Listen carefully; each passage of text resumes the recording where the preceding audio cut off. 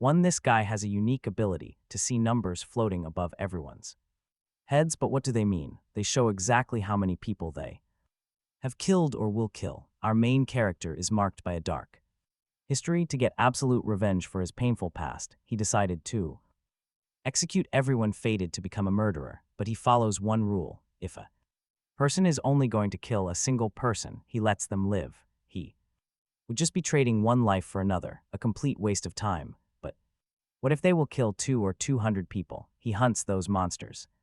But wait, how many has he killed by now? Is he the true monster? Our protagonist is known simply as Number, the most wanted serial killer in Korea.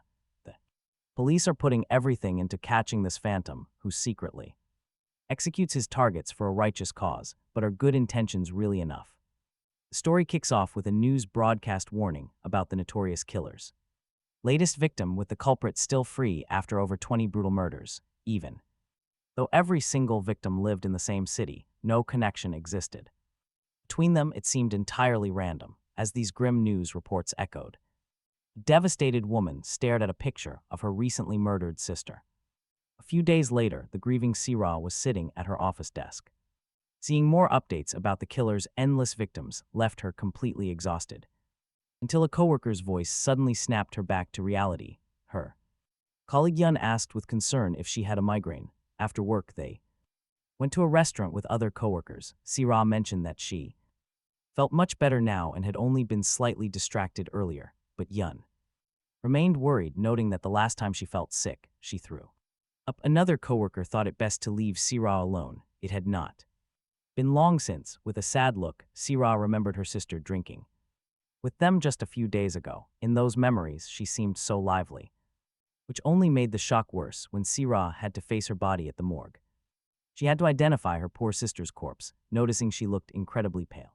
On the gurney, her hand hung down, and Sira spotted a terrifying detail.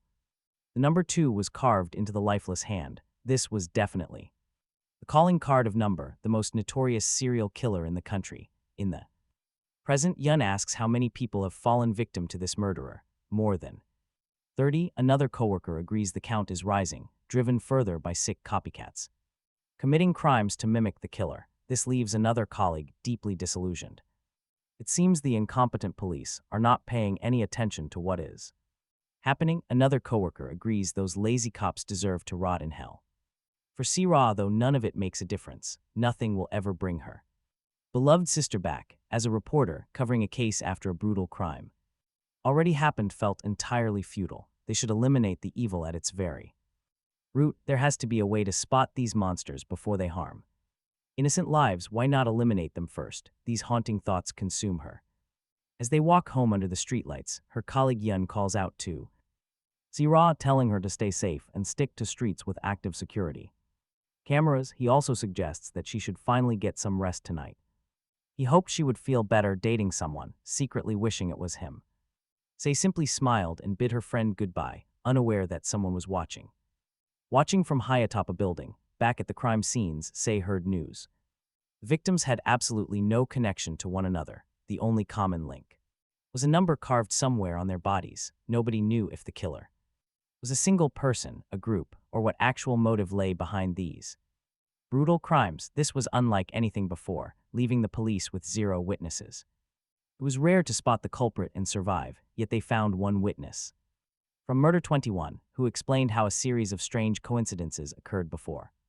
She went out to eat and, while walking back, took a completely different path than her usual route. It was along this dark street that she became a witness, catching the killer standing right over a bloody, dying victim. Meanwhile, the young man who witnessed the 13th murder swore the street was full of people. But suddenly, everyone vanished into thin air, leaving him alone with the hunter. It felt as though the pursuer predicted every single move they would make. Almost like he could see the future. Say wondered how these witnesses survived. Why would a ruthless monster let them live when they could easily identify him? The first witness recalled hearing his voice, fully expecting to die on the spot. But he simply told her that her number was 1, so she was safe. Say wanted more details, but the police kept the carved numbers strictly confidential. For security reasons, it was incredibly bizarre that such an active serial killer existed in Korea without ever hiding the bodies or eliminating any eyewitnesses. Say's inbox was flooded with countless theories and tips about the case. But one particular message caught her eye, feeling uniquely genuine and important. Driven by curiosity, she called the sender. That night, Say felt incredibly excited. The lead was far better than she expected, lost in thought while walking. A dark figure watched her from the shadows. Suddenly, her smile completely faded. She realized she was being followed, the footsteps drawing closer. Say remembered the 13th witness's warning that when things got strange, the streets emptied out.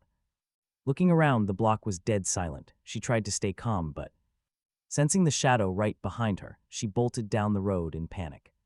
Say stumbled and crashed to the pavement as his hand clamped onto her arm. Trapped with nowhere to run, her heart stopped until Yun suddenly lunged forward. Shoving the attacker away, Yun grabbed Say's hand and screamed at her to run.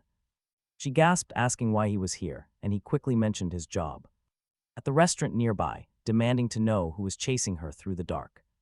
The silent hunter kept pace behind them as they ran toward a crowded area. Desperately trying to lose him, Yun pulled her down a narrow shortcut alley, hoping to reach the main street faster, but the second they ran inside, Say's blood ran cold. It was a dead end, with nowhere left to escape. When she turned around, Yun was already raising an iron bar over her head. Cowering on the ground, she watched her original pursuer calmly stroll into the alley. The man complained that Yun ran too fast, but the blonde traitor didn't care. He had successfully lured Say into a blind spot with absolutely no cameras. It was the perfect trap. Trembling on the ground, Say whimpered, asking him why. The man chasing her snarled that she and her sister had completely ruined them. She was totally lost. In her mind, her sister had simply been murdered, taken by the notorious serial killer. In reality, these two men were the true culprits. They had simply carved a digit into her flesh to frame the real killer. The thugs argued over what to do with C, and Yun insisted on finishing her off. But as the accomplice stepped closer, they realized someone else was watching from the shadows. The thug barked at the stranger to get lost, but the real serial killer stood firm. He just stared at them with a strange, icy blue light glowing in his eye. In his vision, glowing numbers floated directly above the two criminals. He quietly labeled the duo as destined criminals. A few hours earlier, C had met a woman who claimed to be grateful to the killer. As the witness to the 37th murder, she insisted he actually saved her family.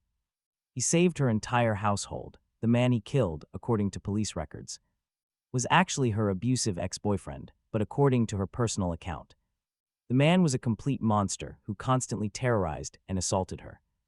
Right in the middle of a brutal beating, the Vigilante suddenly appeared. Z still found it terrifyingly risky. How could she trust a cold killer? She could not fathom why this woman felt so safe and protected. But the witness just laughed off the danger, completely trusting the murderer. She knew he would never harm her, now trapped in this dark alley. Z finally understands how he chooses his targets, facing the two thugs. He repeats that they are destined criminals and slowly steps forward. Yun's partner begins to sweat, screaming at the killer to back off.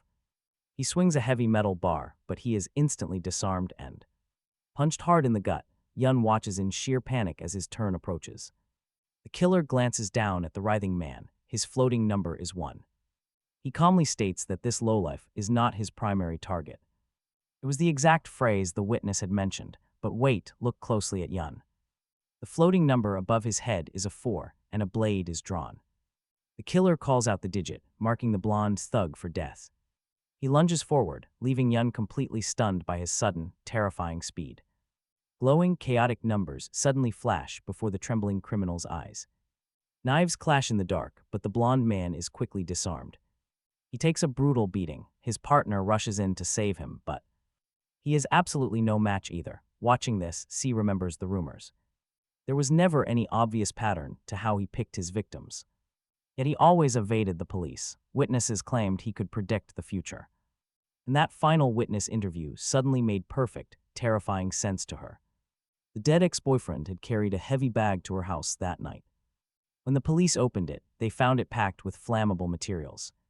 The psycho was going to burn her alive if the killer had not intervened that night. She and her family would have died in flames. Back in the dark alley, Yun lies beaten on the wet ground, still desperately aiming his knife, but it means absolutely nothing to his executioner.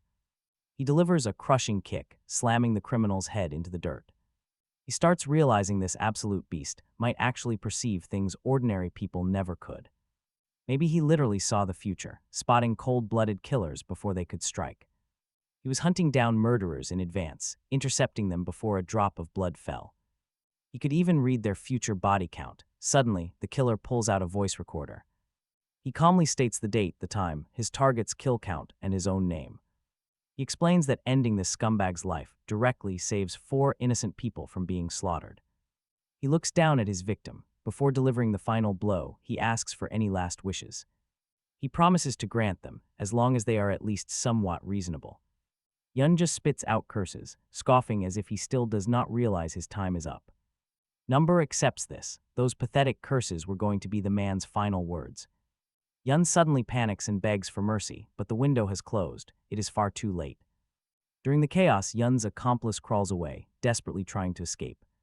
Finally, the killer carves the number 4 deep into his target's hand. C nervously asks if he is going to chase down the fleeing accomplice. But he explains that anyone with only a number 1 above them is not a target. Trading one life to save another makes no sense, and C agrees. There is no net gain in killing someone who only has a count of 1. Somehow his twisted, absolute logic is actually starting to make perfect sense to her. Realizing this, she makes a wild offer to help. She had spent years imagining this exact power.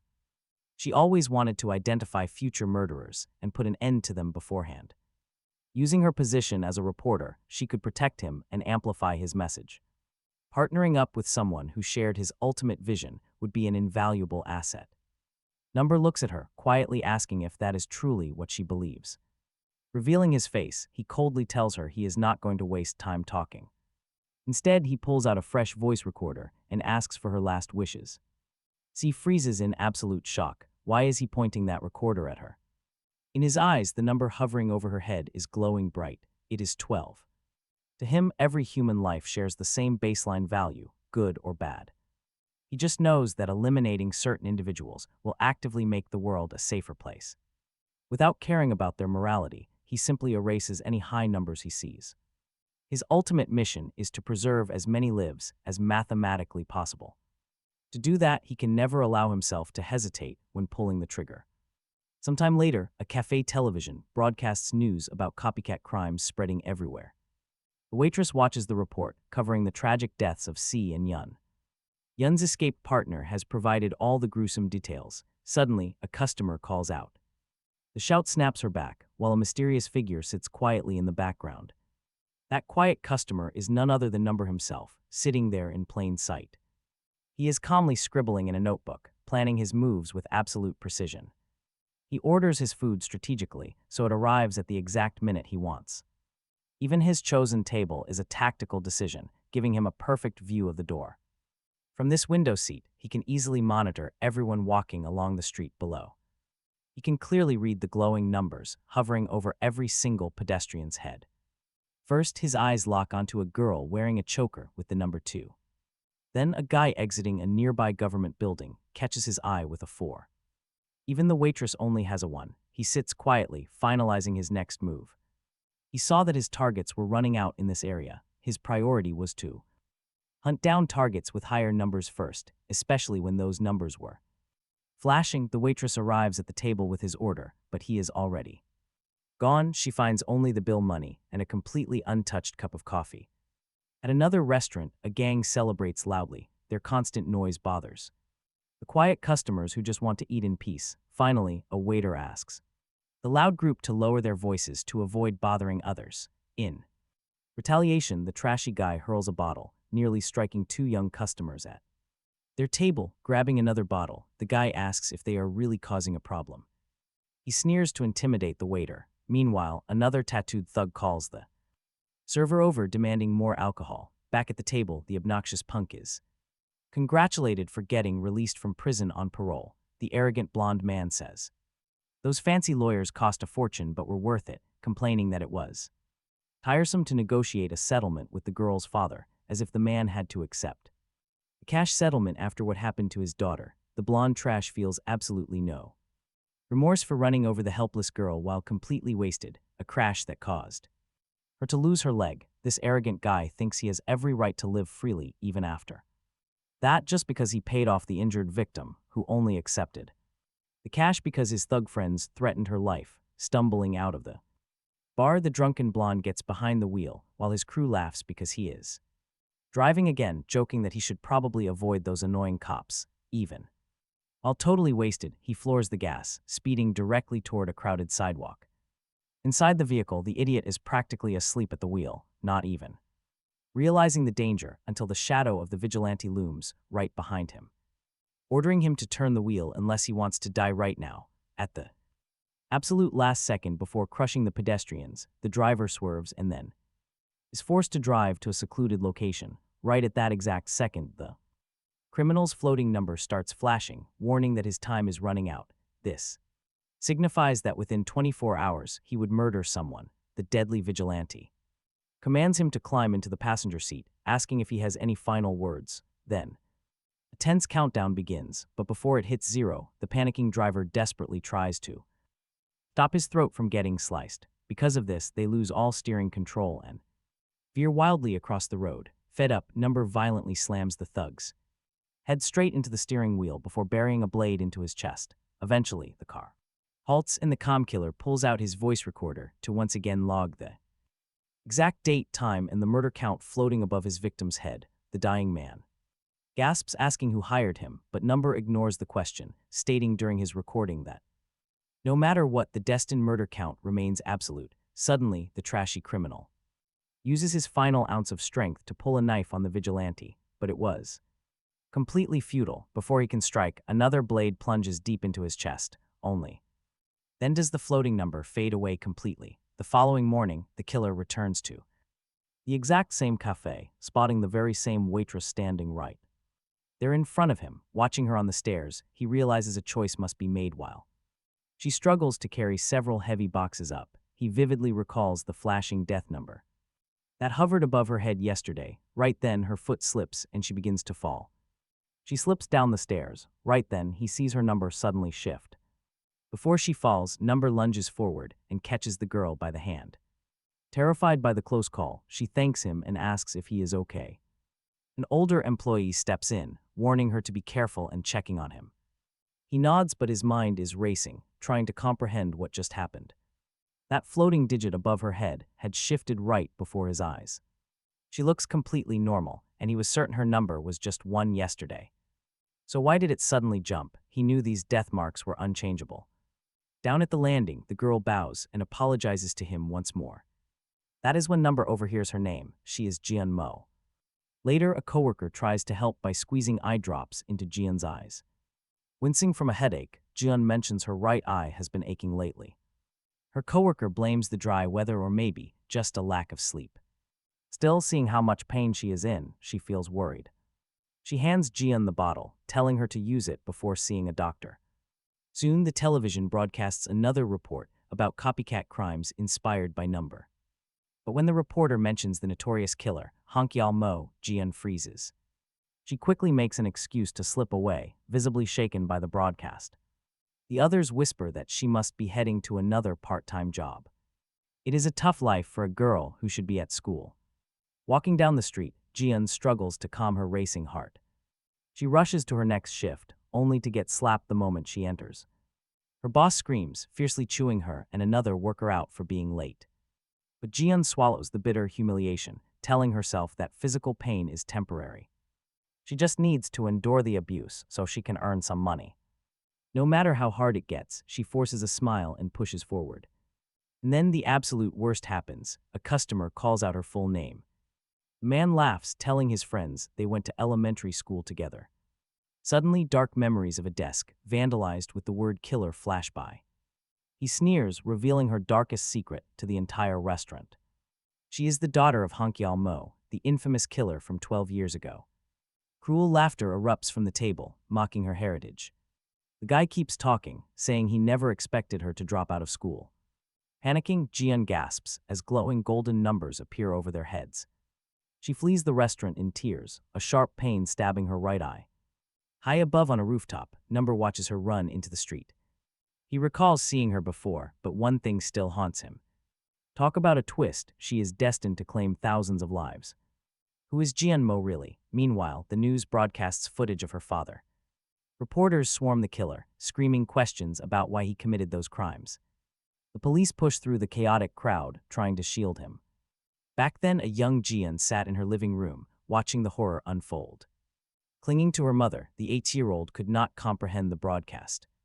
She innocently asked her sobbing mother why her father was all over television. Her mother ignored her, desperately begging someone on the phone for money. At 9 years old, she lived in deep denial, completely horrified by her reality. By age 14, other students were defacing her desk and tormenting her. They cursed at her, shouting that she had killer blood in her veins.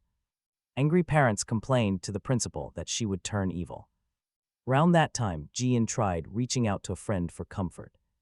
But the girl stormed right up to her in a total rage. Before she could even process it, her trusted friend slapped her. Later, a teacher explained that the girl had lost her brother years ago. It turned out he was another victim of the infamous serial killer. The teacher assumed Jian must have known, since they were so close. But she was too young back then, too young to understand. Her father had vanished from her life when she was only 6. She only saw him again on national television, handcuffed and paraded by police. The teacher told her to watch her words and sympathize with the victims.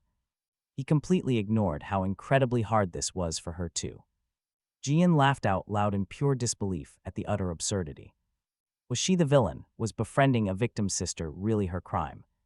Or did her guilt lie solely in having a monster for a father?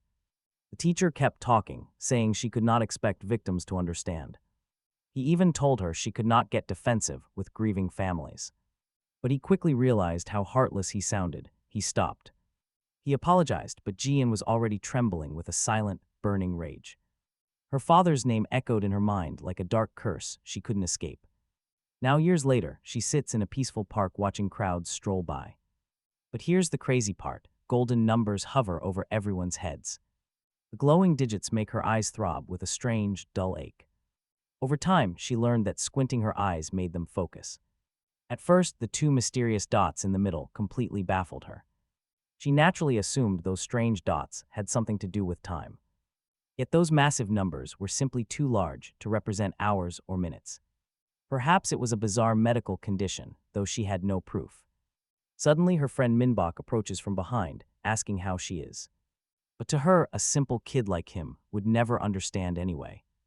Minbok wants to know why she summoned him out here today. He randomly hands her some lotion, leaving her completely bewildered.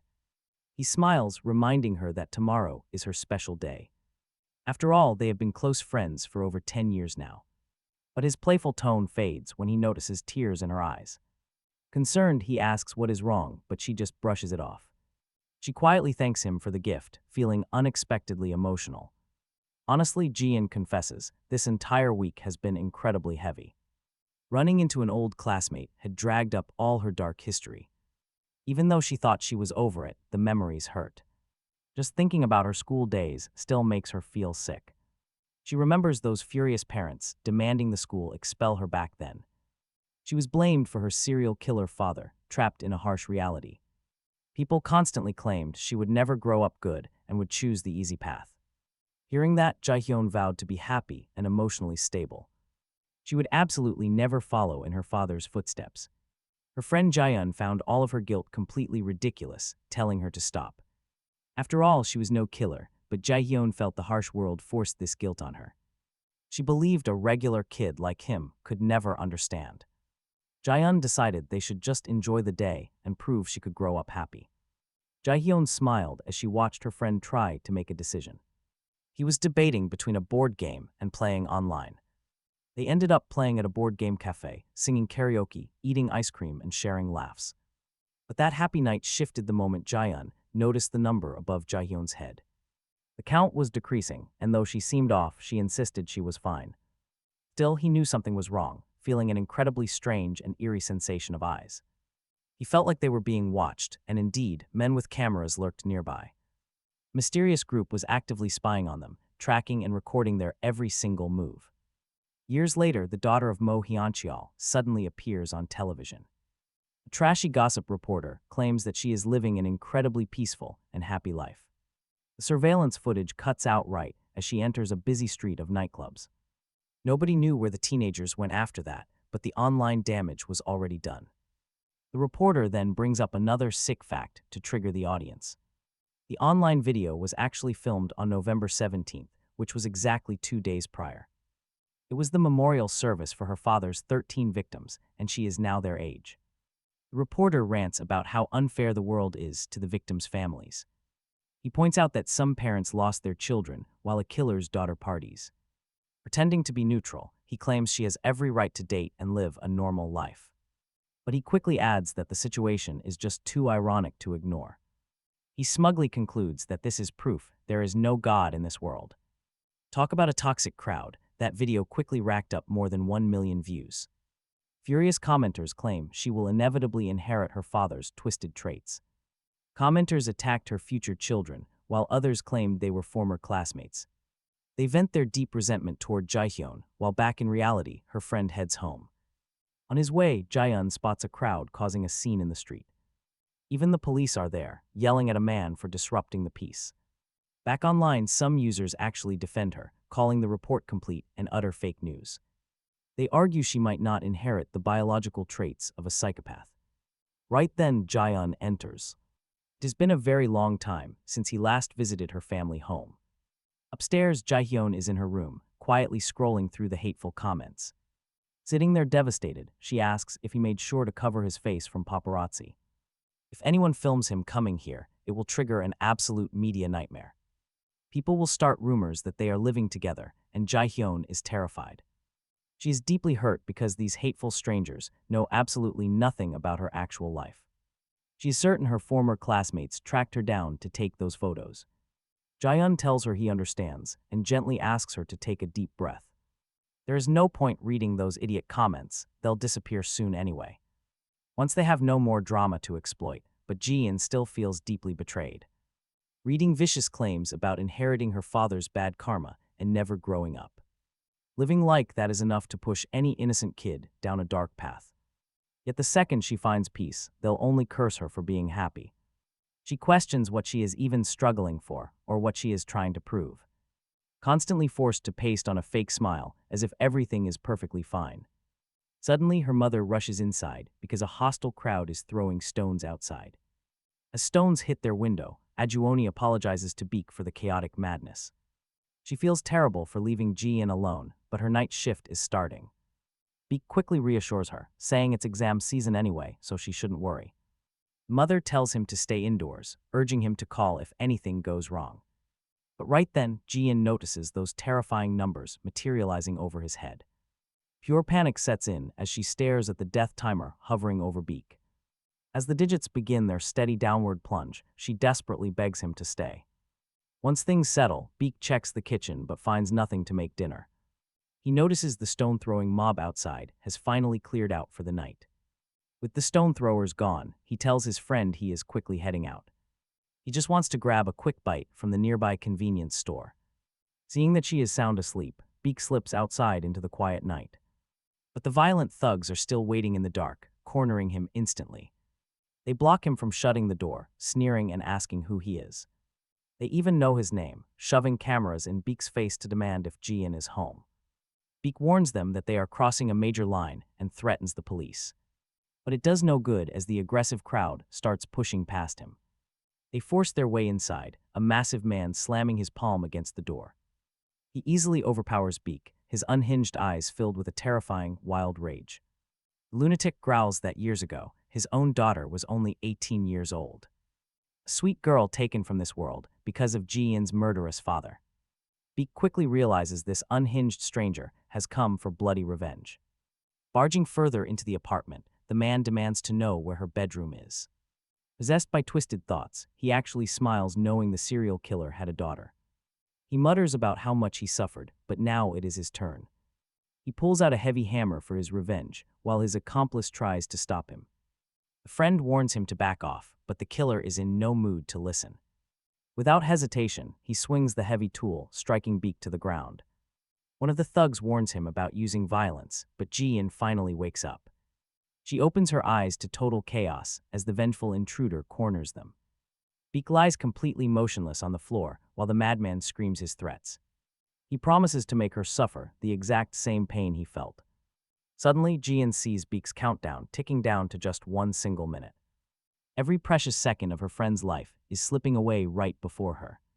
His remaining time is ticking away fast, and she finally realizes the harsh truth. No matter what she does, they will only see her as a killer's offspring. They simply need a target for their rage, and she is the perfect scapegoat, always treating her like a monster who would eventually turn out exactly like her father. Without hesitation, the girl tells them that if that is what they truly want, she will gladly do it. She grabs a knife, ready to put him in his grave. But right then, the numbers criminal suddenly steps in and stops her cold. Everyone stares at this complete lunatic in absolute shock. He coldly asks Moji Hyan if those are her final words. Before she can even answer, he slashes her with his knife, declaring she was destined to become just like her wicked father anyway. All of this plays out live on the internet because the guys started a broadcast. Viewers are in complete shock, watching the vengeful hammer guy scream that this is only fair, demanding the girl pay for all the agonizing pain he has suffered, with tons of people watching online. The stream captured every single second right up until she drew that weapon, but the numbers criminal is too smart, smashing the phones to destroy any evidence. He grips the girl's arm tight, stopping her from executing her plan. He quietly wonders what pushed Moji Hyan to the edge of becoming a killer. Did she inherit her father's dark blood, or was it the crushing expectations of others? Either way, he doesn't really care. He will send her to meet her father in the afterlife. Besides, it is none of his concern. He only exists to fulfill his mission. With the job done, the guys stare in terror. They frantically scramble to escape because his blade is covered in ketchup. One of them runs off, sobbing because he dropped his camera. The vengeful guy stands frozen, shocked to see the girl actually took a direct hit. He lunges to finish her off on the floor, but the numbers guy blocks him, warning that he might have to do the exact same to him. But he lets him live since he only has the number 1 hovering above him. Meanwhile, the bleeding girl wonders who the scarred man really is. Seeing that she is still breathing, he realizes his blade was not quite sharp enough. Furthermore, those numbers above her head have not faded. This makes her realize that he can see the numbers too, just like she does. His eyes glow a piercing blue, revealing thousands of digits hovering above her. That is 4,000 future victims she is destined to harvest, making her as lethal as the Black Death itself. A news report plays, stating the sole connection between the victims is the mysterious numbers branded on their skin. Investigators remain clueless about his motives or what those digits mean. The same old story, but watch closely. The dying girl finally understands everything as her entire life flashes before her eyes. She suddenly realizes she really is destined to take 4,000 innocent lives in some unknown way. She also sees that this executioner is here to eliminate dangerous future criminals like her. Her vision starts to blur, and she watches her remaining time tick away. She has only 30 seconds left on her clock, while her friend has 50, which breaks her heart because she cannot stand the thought of losing Bake. She is helpless as her clock ticks down to 20 seconds, desperately wishing to save him. The scarred executioner asks if she has any final words, repeating his usual grim routine. To save her dear friend, the scarred man asks for her last words as he always does, dragging her final breaths. She asks why he spared the beast who attacked Bake. Our favorite antihero knows it is a complex question she cannot truly understand. He finds this girl incredibly bizarre, showing such intense curiosity. Right when she is about to meet her maker, he quietly explains that people under his bizarre rules, anyone marked with the number 1 is completely safe. Fate is set, absolutely nothing changes it in the end. She finally gets it, nodding quietly at his explanation. She closes her eyes. At that moment, he tightens his grip on the blade. Suddenly, her strength completely fades. She slowly loses consciousness. Right then, a terrifying sight freezes the masked man in his tracks. Her count fluctuates, plummeting all the way from 4,000 to 1. She is slipping away. The sight triggers a dark memory. He remembers a woman's voice. She called him the Chosen One. He had to finish this bloody mission, no matter what it took. Unless, of course, he could prove the numbers actually drop. But just then, a vengeful thug creeps up with a hammer. The masked man reacts instantly, blocking the crushing hammer blow with ease. The attacker screams in pure rage, claiming the girl is his kill to claim. Right as he screams, the glowing count above her head jumps to 2. It is his only reason to live, and he wants the masked man dead. Now that is a real twist. Her count actually rises out of nowhere. Reacting with brutal speed, he wrests the heavy hammer from the guy's grip.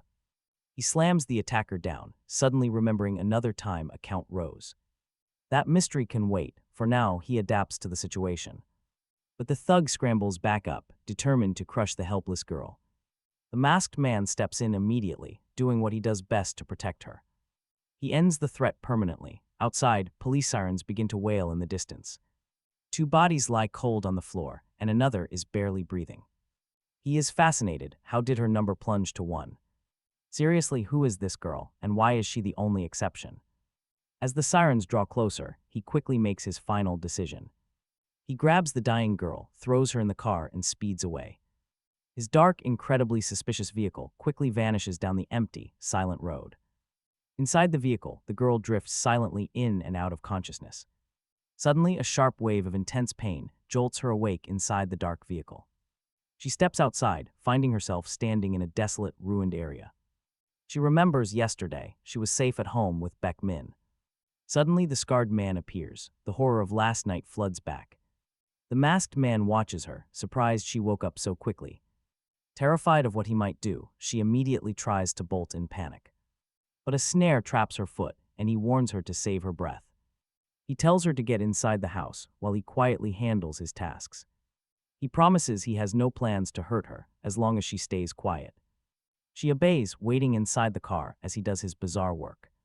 She remembers him from the diner. The pieces are falling into place. He is the infamous criminal who targets people with floating numbers.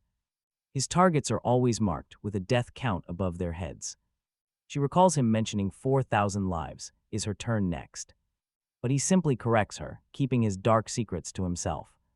Stating the exact number of souls she is destined to destroy. He explains that people carrying a number 1 above their heads are off limits. They are not targets, yet after answering her question, something shifts. It is as if Jiun knows exactly how to escape his impending judgment. Like surviving this death game is simple, and there is more. Her friend Baek Min is only breathing right now because of her intervention. The boy was supposed to die, dragged into the dark abyss right beside her. But she shattered that destiny, somehow forcing her own countdown to change. She got a number 1. Meanwhile, the other target was supposed to live. But once his tally rose to 2, the masked hunter marked him. Jiun realizes that if Baek Min is alive, the killer succeeded. The masked man coldly nods, confirming he finished the job. He notes that Jiun nearly died before he stepped in. She whispers a question. Did that man's count drop before the end, just like hers did? He asks if she is blaming him, since she wanted that guy dead too. Then he explains the absolute law. A marked count is set in stone. It does not matter if a body is broken, cut, or ruined. The count never changes, no matter what happens to the flesh. Destiny demands those numbers run their course, no matter the cost. Yet somehow Jiun managed to cheat the system and lower hers. He leans in close. Does she realize what her survival means to him? This anomaly has never happened before. He hits the gas, driving away. Jiun asks where they are going, but he has no real answer. He is just cruising without a destination. He cannot let someone who breaks the rules of fate wander around freely anymore. He gives Jiun a choice. She is free to run, to struggle. She can try returning to her old life, but she will always be hunted. She would have to prove her innocence while the whole world points fingers. Or she can embrace her dark calling and take a life as expected. When he demands an answer, the weight of the choice completely breaks her. She blocks out his voice, desperate to find a way out of this nightmare. Drop me off at my house, she begs, trying to strike a desperate deal. She promises to stay with him, but first she needs her things and her mother. Terrified, she rambles about needing to grab clothes and basic belongings. Surprisingly, he agrees to the detour and steers the car toward her street. Jiun slips through the shadows, desperately trying to avoid any prying eyes. She assumes the crime scene is cleared by now. He waits in the dark. He parked away from security cameras, giving her exactly 30 minutes. She quickly slips inside her house, jumping over the yellow police tape. She packs clothes and emergency supplies, her hands shaking in a wild rush. Her mind races, desperately plotting a way to run in the opposite direction. But as she prepares to bolt, a cold realization hits her. Where can she actually go? Suddenly, a door creaks open behind her. The masked killer watches. If she comes back, she passes his test. But if she tries to run, things will end terribly and she will fail. At that very moment, a figure emerges from the shadows, gripping a shattered bottle. He bursts straight into the house, catching the girl completely off guard. She freezes in terror as he raises the jagged glass above his head. Ready to strike, he lunges forward, but she screams in absolute despair. She recognizes him. It is her friend Beckman, who is shocked to see Jiun alive. She asks what he is doing there, and he explains he heard the police had left. He returned to grab a backpack he forgot, but noticed the front door was open. Sensing someone inside, he grabbed the broken glass bottle to defend himself.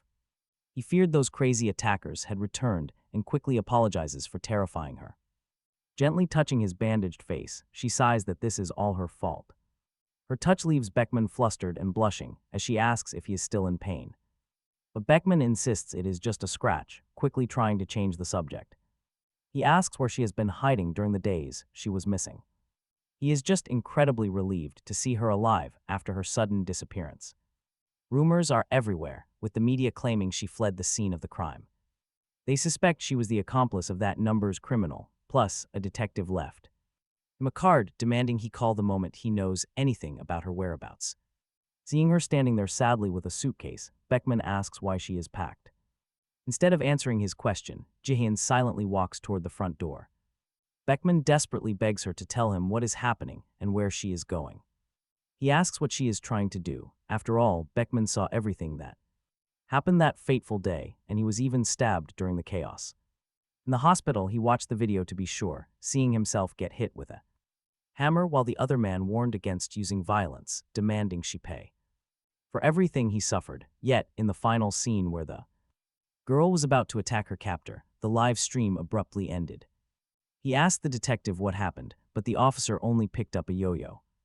He said the phone was destroyed, cutting the live stream entirely. Still, online rumors claim this was the work of the number's criminal. Nobody knows if Jiun is even alive, let alone where she is hiding. Too many questions remain unanswered, especially after the video cut off. The public is pointing fingers at her, laying all the blame on Jiun. Since Beckman is her friend, the detective wants him to help convince her.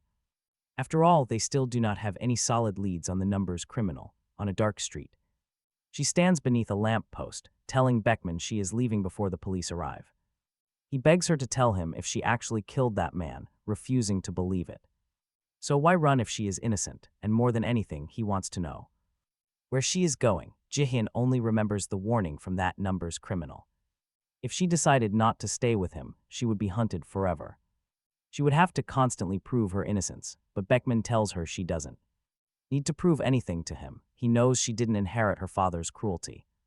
He tells her to let people talk and ignore what others think. Deep down, Beckman is absolutely certain she would never commit such a crime. But Jiun shouts no, telling him he is completely wrong because this is not about proving her innocence. It is not that simple. She had no intention of stopping the killer or saving Beck. She simply wanted to put him 6 feet under and wipe him out. She was not out of her mind either. She was thinking clearly. Saving anyone was out of the question. She imagined the rumors about her being just like her father were true, proving her severe daddy issues. The destined crimes, the masked killer saw her numbers. And if it was not because of him, there must be another reason. Then she apologizes for being his best friend and turns to walk away. Beck stands there, completely devastated, begging and pleading with her to come back. But that is the high price of loving. Troubled girl, Jiun does not want him hurt. She tells him not to waste his life on someone like her, but her best friend says his mother collapsed and is now in the hospital. He cannot break her heart. Again, this hits Jiun incredibly hard. She remembers her mother's reaction when she got the news about her father. Crying, she said that Jiun would end up just like him. Even so, she wants to see her mother one last time. Right after, she leaves and climbs into our Vigilante's car. Number tells her she is late and thought she ran away. Jiun calls him master and asks him to get rid of future killers. The Vigilante replies that someone has to do it and he is the only one who can. Jiun asks if while she is with him, she can stop worrying about taking a life. The scarred man tells her not to worry because if he sees her count starting to rise, He will eliminate her immediately. As they hit the road, the girl remains surprisingly relaxed in the company of this well-intentioned psychopath. Meanwhile, that strange detective with the yo-yo sneaks into her house. They realize Jiun is alive and wonder why she is sneaking around her home like a thief. The detective expects a full security camera report soon.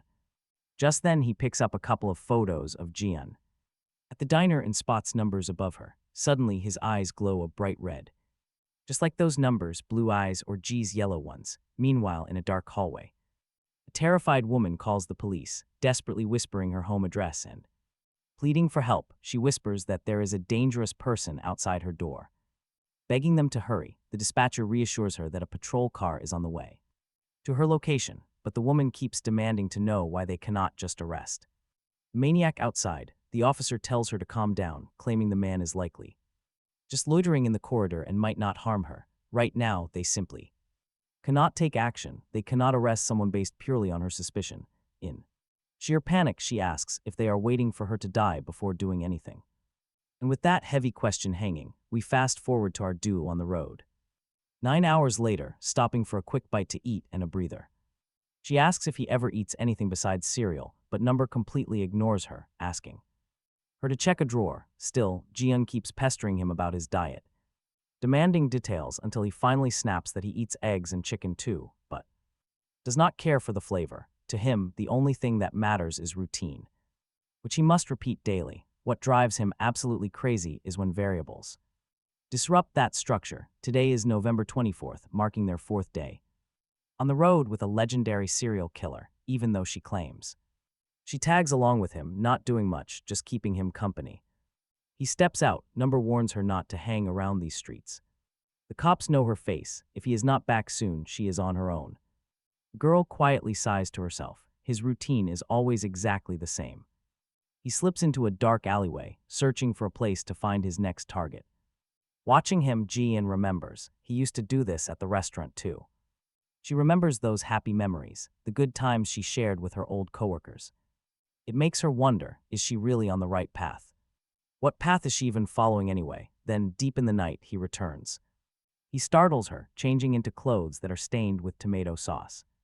Gross. Number casually says he had to put 2 people to sleep today. Both targets were planning parties. One had 5 guests, the other had 3. He had to put them in their coffins, even without wanting to use force. Suddenly, her head hurts. A strange yellow beam flashes right before her eyes. In this vision, a mysterious timer appears floating right above the antihero's head. She understands now. Those yellow numbers show exactly how much life someone has left. Kinder notices her reaction. He asks what she is seeing in her vision. Hwa Hyun plays dumb. She pretends she has no idea what he means. She has no real reason to hide it, but she is terrified. Deep down, she knows that sharing this secret won't end well. Meanwhile, the guy gets lost in his own childhood memories. Back then, he complained about something strange happening to his eyes. Now he realizes the very same thing is happening to this girl. Another day passes. He parks the car in a secluded alleyway once again. He tells her he has some errands and will return in an hour or 2. Right then, her eye activates. She can see everyone's remaining lifespan. 2 numbers appear. The digit on the right decreases at a completely different rate. Units vary. A 1 in 5 before someone dies means 1 minute and 5 seconds. The 3 and 31 shown above Bachman meant 3 hours and 31 minutes. A 3 and 2 represents 3 days and 2 hours. These numbers stretch even further. For larger values, they can represent months or even whole years. She desperately tries to decipher the timers above a nearby family. Right there, she notices a woman named Oi who looks incredibly ill. The girl gets annoyed, assuming Uni is not eating properly while living alone. Indeed, the woman looks completely drained, matching the horrifying opening scene. Back then, she was the helpless girl being hunted down by a stalker. He kept violently pounding on her door, screaming at her to call the cops. He dared her to do it, threatening to break in and finish her off for good. The psychopath wanted her to see what happens when anyone messes with him. He even started threatening her entire family like a complete maniac. Now she sees that this whole family has 8 and 31 above their heads. It seems the beast who threatened her in the night is coming for his revenge. Right on cue, a hooded man walks through the crowd to fulfill his promise. But get this, things are not going to be that simple for him. Our vigilant antihero spots him, locking onto the number 3 right above his head. Declaring he finally found his target. Meanwhile, Mojai notices the family's numbers are the exact same, leaving her terrified. She desperately tries to make sense of what is happening, and the numbers on the right are ticking down at a blinding speed. Those are not seconds, their lives will end in 8 hours and 30 minutes, the little girl keeps begging her mother to visit the mall while Mojai hesitates. Even if she follows them, there is little she can actually do. Yet, acting on impulse, she gets out of her car and begins trailing the family, high up on a building rooftop. The killer watches Mojai dash ahead, thinking she is trying to escape, but then he realizes she is actually hunting someone down. Putting the pieces together, he sees she is chasing the very family that the other stalker is pursuing. Meanwhile, he keeps his eyes locked on the target with the number 3 above his head. Finally locating him, just then the targeted family heads inside the mall to shop. Annie, the mother, begins receiving a flood of strange messages and blocks every single one. Her husband urges her to report this relentless stalker to the police immediately. She knows the psychopath posted her personal number in public spaces for random people to harass her. He even made reservations under her name at local funeral homes, forcing her to block everything. The old man nearby wants to understand what this crazy stalker wants from her. Still, the terrified woman has no idea what to do, which is why she just sits there paralyzed, but she is determined to stay right here until she regains her composure, hoping to shield her little girl from the truth. Mojai now fully understands that the mother is being hunted by a stalker, which means her whole family is in the crosshairs of this lunatic. Mojai does not think this cruel fate is fair since the child is still so young. Suddenly, the killer materializes out of nowhere, pointing out that there are 3 targets, including the kid. Mojai gasps in shock at his sudden arrival, and the killer asks her what numbers she sees floating above their heads. There is no point in hiding the truth since she can see those numbers, which drove her here.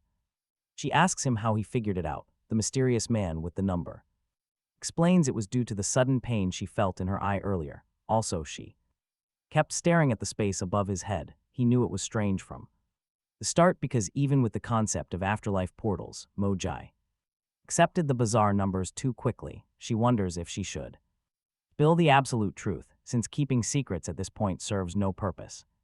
Meanwhile, the mother finishes talking with her young daughter Minso. Right after they prepare to leave the mall and head home, Mojai wants to stop them but hesitates to avoid drawing unwanted attention. Instead, she starts confessing the whole truth to the killer. He finds it fascinating that she can actually see the remaining lifespan of others, even if her vision is still a bit uncertain. She estimates this family will die in 8 hours and 31 minutes. At that exact moment, they will all cross over to the other side at around 10 p.m. She also overheard them talking about a relentless stalker targeting the mother. This could all be his doing. The man with the number agrees, certain that the stalker is the culprit. When Mojai asks why he is so sure, the killer reveals that the stalker is watching them from above. He has the number 3 floating right above his head, which is no coincidence. It is the exact number of victims in that helpless family. As she considers running after them, the mysterious serial killer firmly holds her back. Warning them is crucial. She must tell the family right now. They need to know the dangerous stalker is watching from upstairs. That way, they can immediately report the creep to the local police. But the guy with the number gets highly irritated by her stubbornness. Right then, a stranger accidentally collides with Uni, sending her shopping bags flying. The mother graciously thanks the helpful bystanders, but her expression suddenly freezes. She spots something terrifying that makes her scream in absolute horror. Her confused family tries to calm her down as she grows completely hysterical. She points upward. She is crying, wondering why her stalker is here. Seeing this, the number guy says she got exactly what she wanted. The family has finally noticed the threat, but wait, the numbers are shifting. The glowing digits above their heads suddenly tick down to 7 hours and 4 minutes. She panics. She remembers how the killer said these numbers are permanent. No matter their efforts, their tragic fate of dying in 7 hours remains locked. That is, unless the mysterious serial killer steps in and eliminates the lunatic himself.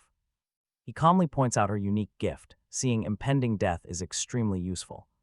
If the clock remains frozen, it means their natural lifespan is completely set.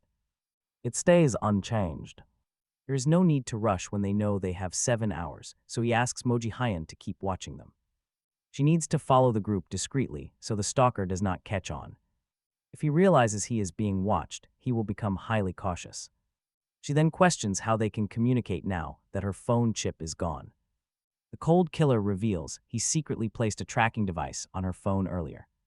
Horrified by this invasion, she demands to know if he is actually being serious. He reminded her that while she could run, he never promised to release her entirely. Yet she willingly chooses to remain by his side, despite the clear red flags.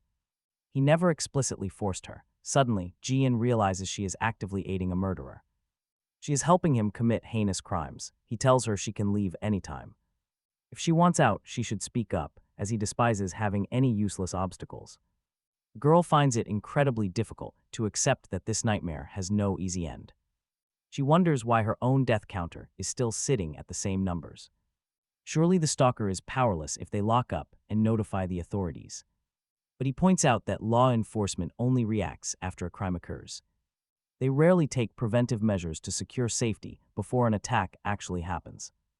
Furthermore, he senses a twisted level of dark dedication radiating from this stalker. It is as if the lunatic has been meticulously plotting this scheme for years. Because of this, simply locking a door will never stop a determined madman. Soon, only 1 hour and 15 minutes remain on the family's life clocks. Inside their home, the stressed father angrily complains about the police leaving early. The officers argue they can only act once the stalker actually shows his face. Only then can they legally strap an electronic tracking monitor to his ankle. Since the suspect disappeared after the mall incident, they claim there is no danger. They simply urge the family to keep wearing their emergency GPS watches. They are also advised to stay locked safely inside their home for the night. They decide to do one last sweep before leaving, promising to update them if they find anything. As the police head out, someone is watching through a grate, but it is not the stalker. It is actually Moji Hyen, completely relieved now that the officers are finally gone. She notes that this spot sits right below the active construction site. She is glad it is empty, recalling the serial killer's advice to investigate if she had doubts. Since she is stationed on the top floor, the tragedy should not happen on her watch. That is, as long as she stays alert, but she still does not feel good. She hates the thought of taking a life, but as the antihero said, it is necessary. This dangerous man must be stopped to save 3 innocent lives, even if she cannot do it. She has to assist the serial killer somehow. Meanwhile, 39 minutes remain on the clock. Suddenly, the stalker arrives at the family's apartment building, carrying a heavy toolbox. He stops directly in front of the door right next to their apartment, preparing his attack. He pulls out some heavy-duty adhesive tape and seals the outside of the door shut. While Moji Hyen wonders what he is planning, he covers the vents and grabs a tool. He breaks the glass with barely a sound, easily slipping into the building. He creeps down the dark hallway, and Moji Hyen realizes he has vanished. With only 26 minutes left, a strange, toxic smell begins to fill the apartment. Mother immediately notices a heavy odor, suspecting a dangerous gas leak. It is incredibly strange, since she definitely remembers turning off the kitchen stove. Right then, Moji Hyen sneaks inside, just as the father asks about the open window. Moji Hyen quickly realizes the broken window is exactly where the gas is leaking inside. Checking the area, she discovers the stalker hooked up a massive gas cylinder to cause a blast. But the madman has not left, he is entering through another window. As Moji Hyen frantically tries to disconnect the hose, loud screams echo inside. She quickly yanks the hose out of the apartment to stop the gas. Inside, the daughter begins screaming desperately for someone to open the door. Hearing this, the mother panics. Her father has already been struck down by the killer. Now completely unhinged, the monster grabs the daughter as a hostage. He laughs maniacally, mocking them about how long it has been. He demands to know how she dared to run away after begging him for mercy. He shouts that he warned her he would wipe out her entire family for this. He rages, telling her that treating him like absolute trash will only end badly. Honestly, you can feel the sheer panic in the room before everything stops. The killer is about to strike, but freezes due to a noise from above. It is Moji Hyen's phone vibrating with a text from the number serial killer.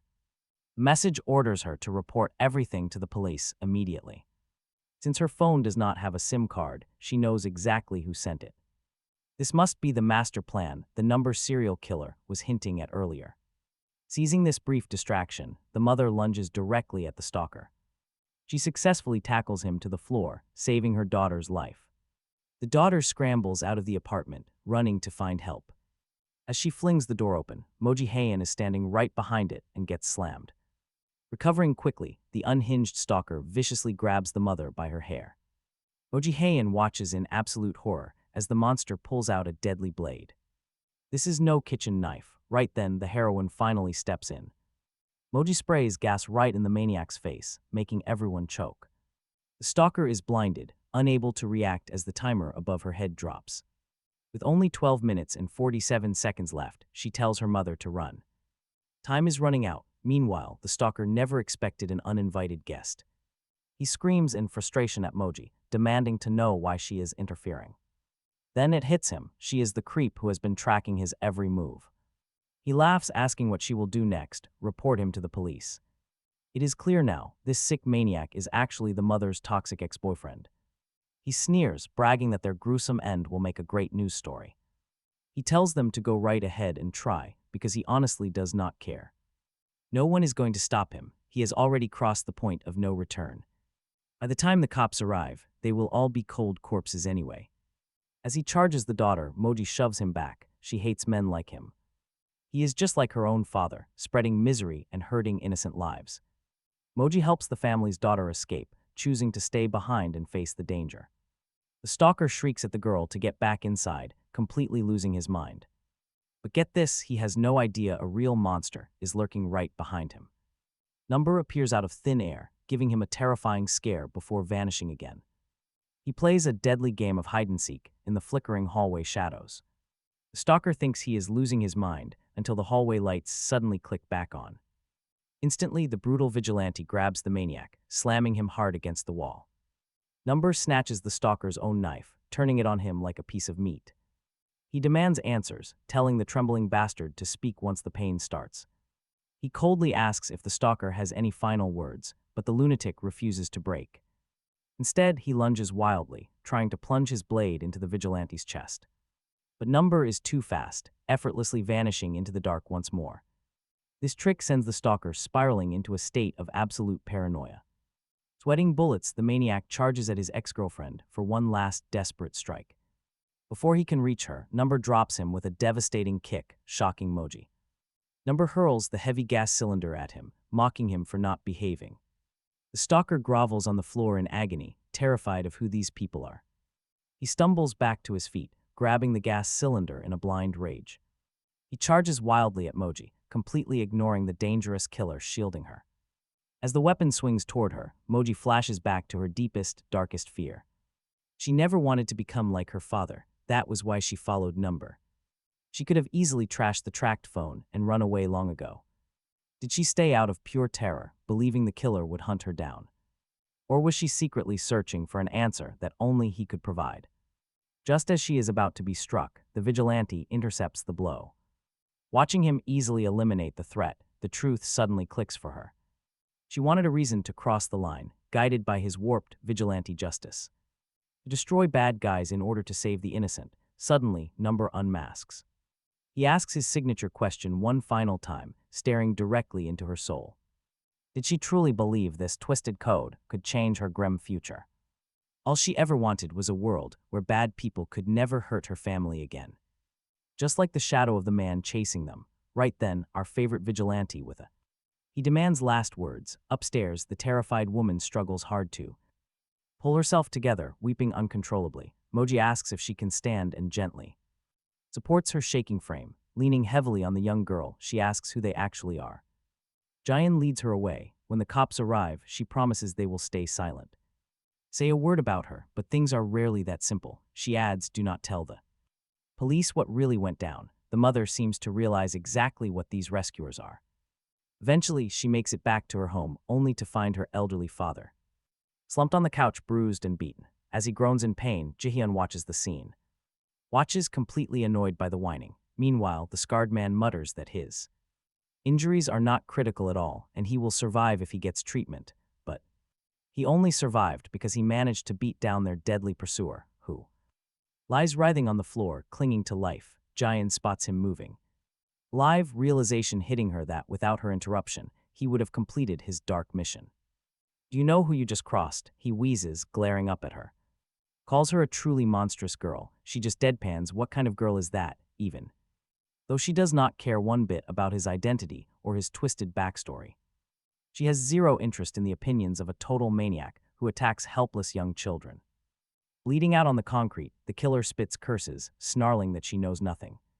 "No time," Mo warns the killer that the police are arriving soon. "Go ahead," he tells his partner to run while he gathers the last words. He wants to hear the dying man's final thoughts. True, they are out of time. But he believes they will make it. Jiun actually asks if he's serious about this weird habit.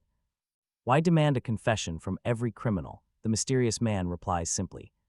"There is no point in doing it unless he means every single word." Jiun scowls. Wondering why he wastes time on trash, he tells her to wait outside if she hates it. She reluctantly complies, heading out, standing on the edge of the roof.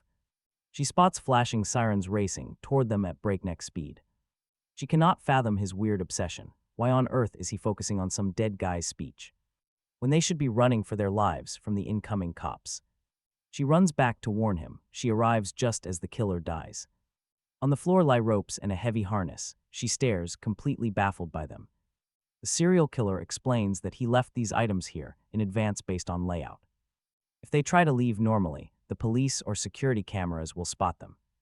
And trust me, his idea is completely insane, jumping straight off this massive, dizzying height. He wants to rappel down the side of the wall like a true superhero. She gets that it is their only way out, but she is absolutely dreading it. He anchors the rope to a pipe, straps on the gear, and tells Jiun to hold on tight. The poor girl is in a complete panic, but this terrifying drop is their only hope. They slide down the rope. This weird guy is clearly a massive Batman fanboy, and he plans everything very meticulously to keep them off all the security feeds. He waits patiently for a swarm of moths to block the camera lens. Then he drops with full force, letting his body slide rapidly down the rope. Pure speed, they plummet down, leaving Jiun absolutely screaming in terror. He grips the rope tight, planting his boots firmly to steady their rapid descent. They use that momentum, sliding down the outside of the building, completely unseen. No eyes on them. Soon, the police receive a detailed crime report. It lists the location and timing. Officers suspect a dangerous stalker is behind it. A patrol officer and his chief first discovered the gruesome scene. A carved number, it was slashed deep into the victim's bloodied wrist. This links directly to the number's serial killer. By morning, patrol cars arrive. Detectives are already at the scene, searching everywhere for fresh clues. Among them is a detective with special ocular abilities and his smart partner. The same killer struck again. Now, watch how closely he studies the footage. His assistant taps his shoulder, asking what he is doing. Sunbi just smiles. He claims he is just watching the clouds. Meanwhile, she brings the footage. She gathered everything nearby, though sorting through it all was a nightmare. He suddenly hands her his toy, begging her to hide the yo-yo from their boss. The chief will lose his mind if he sees it, but she warns him to throw it away. Inside, the forensics team continues analyzing the entire room for prints. Unfortunately, a sprayed fire extinguisher wiped out almost every single trace. They only found prints belonging to the victims and their deceased stalker.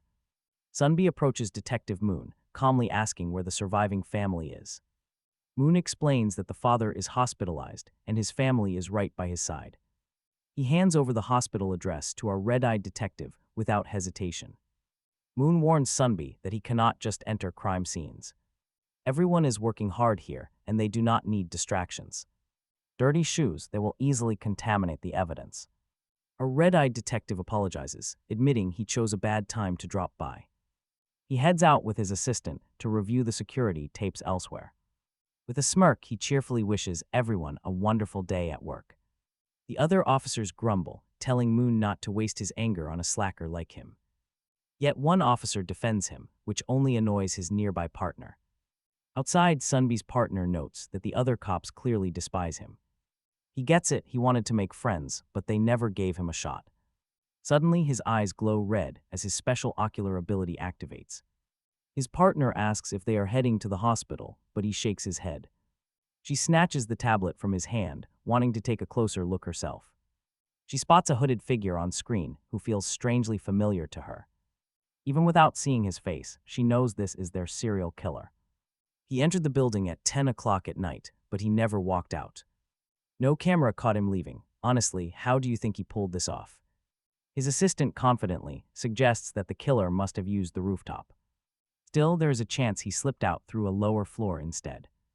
They just need to map the blind spots and talk to witnesses. But when they inspect the roof, fresh scrape marks on the pipes tell another story. Rooftop marks, but one massive question still remains. How did the suspect slide down without triggering the fourth floor cameras? They decide to replay the camera footage from that exact moment. Right when he descended, a swarm of insects perfectly blocked the camera lens. During the escape, moths flew right in front of the lens. Sunby notes the cameras. Range its blind spots, and exactly where the witnesses were looking at that very second when a flash of light suddenly appeared the moment the power came back on. Right then, a swarm of moths agitated by the light completely blocked the lens. For several seconds, connecting all these clues makes sense now, but there is absolutely no way to know this unless you actually committed the crime.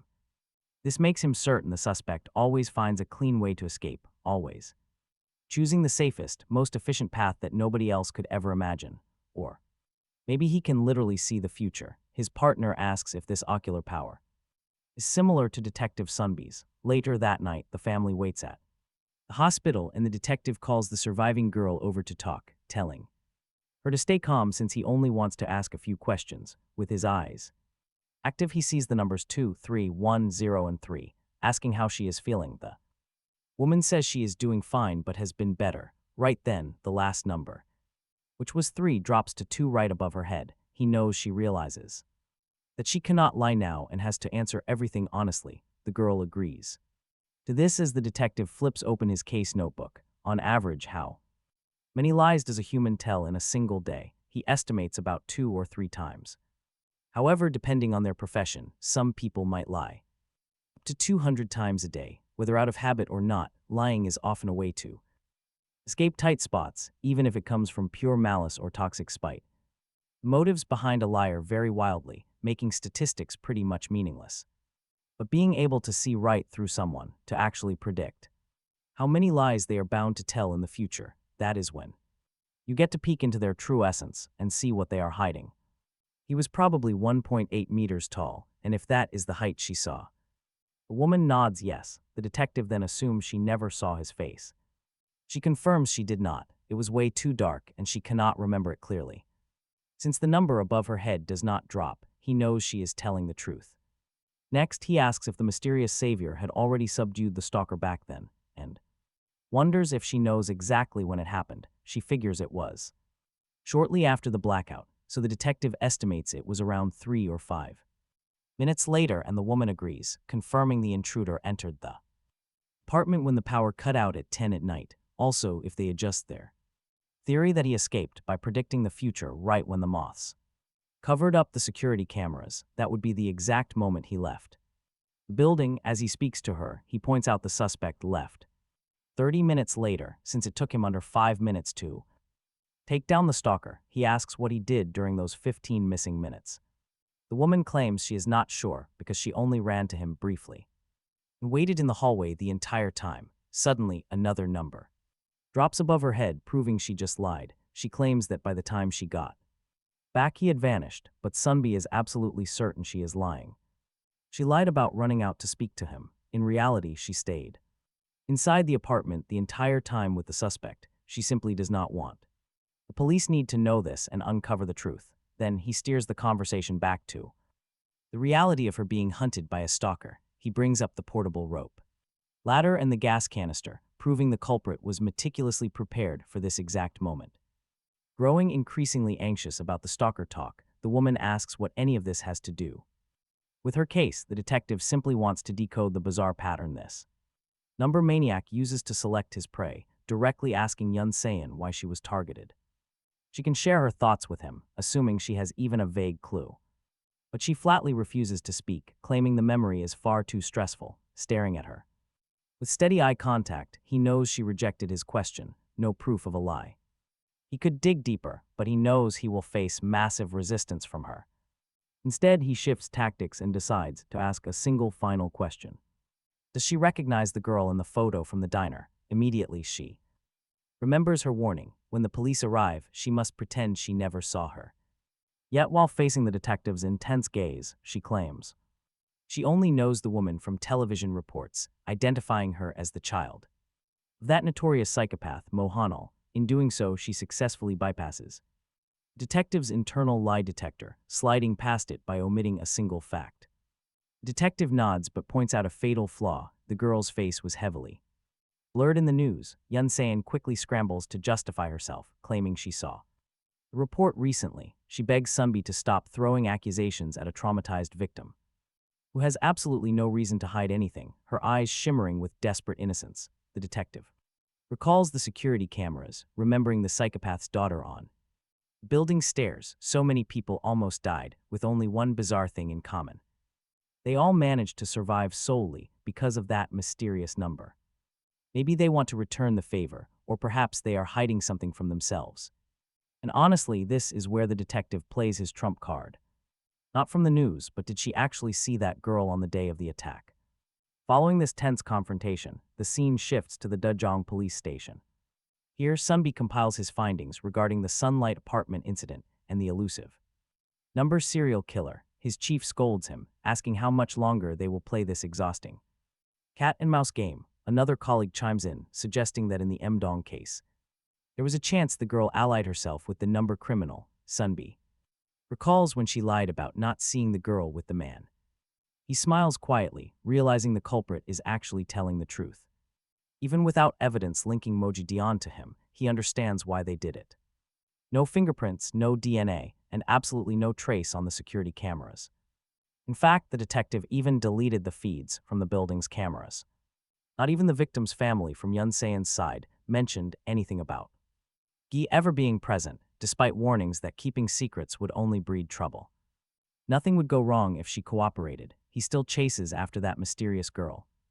From the Mdong case, deciding to handle this immediate arrest first and then tackle the number case separately. Inside the police cruiser leaving the station, his partner asks if they are truly making the right call. Sunbi is convinced this is their best path forward. He confronted the woman himself and secured valuable leads.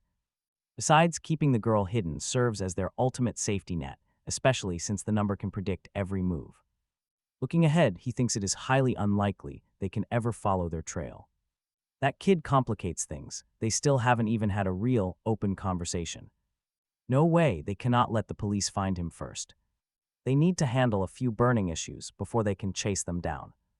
Meanwhile, the older sister enters the hospital room to check on her injured father. Younger sibling immediately asks what the detective said about that mysterious number.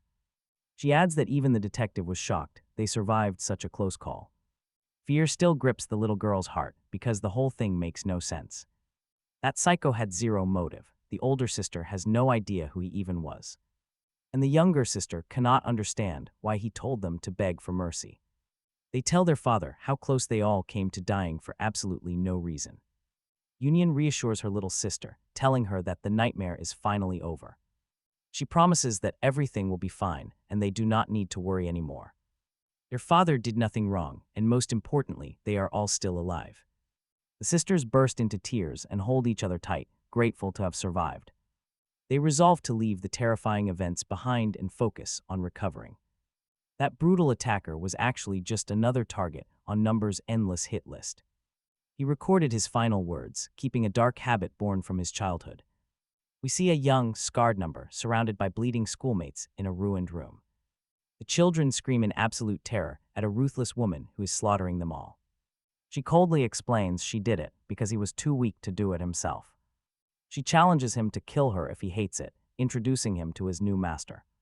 She takes one final life right before his eyes, and the flashback abruptly cuts off. Number snaps awake in his car with a pounding headache, haunted by that day. With Moi asleep in the back, he wonders why that ancient memory resurfaced now. Though he has abandoned so much of his past, his deadly mission must continue. He keeps driving the black van as Moi slowly blinks her eyes open. He parks in a secluded alley and heads inside to meet a local contact. A heavily tattooed woman greets him, noting how long it has been since his last visit. She teases that he has gotten far too famous to hang out around here.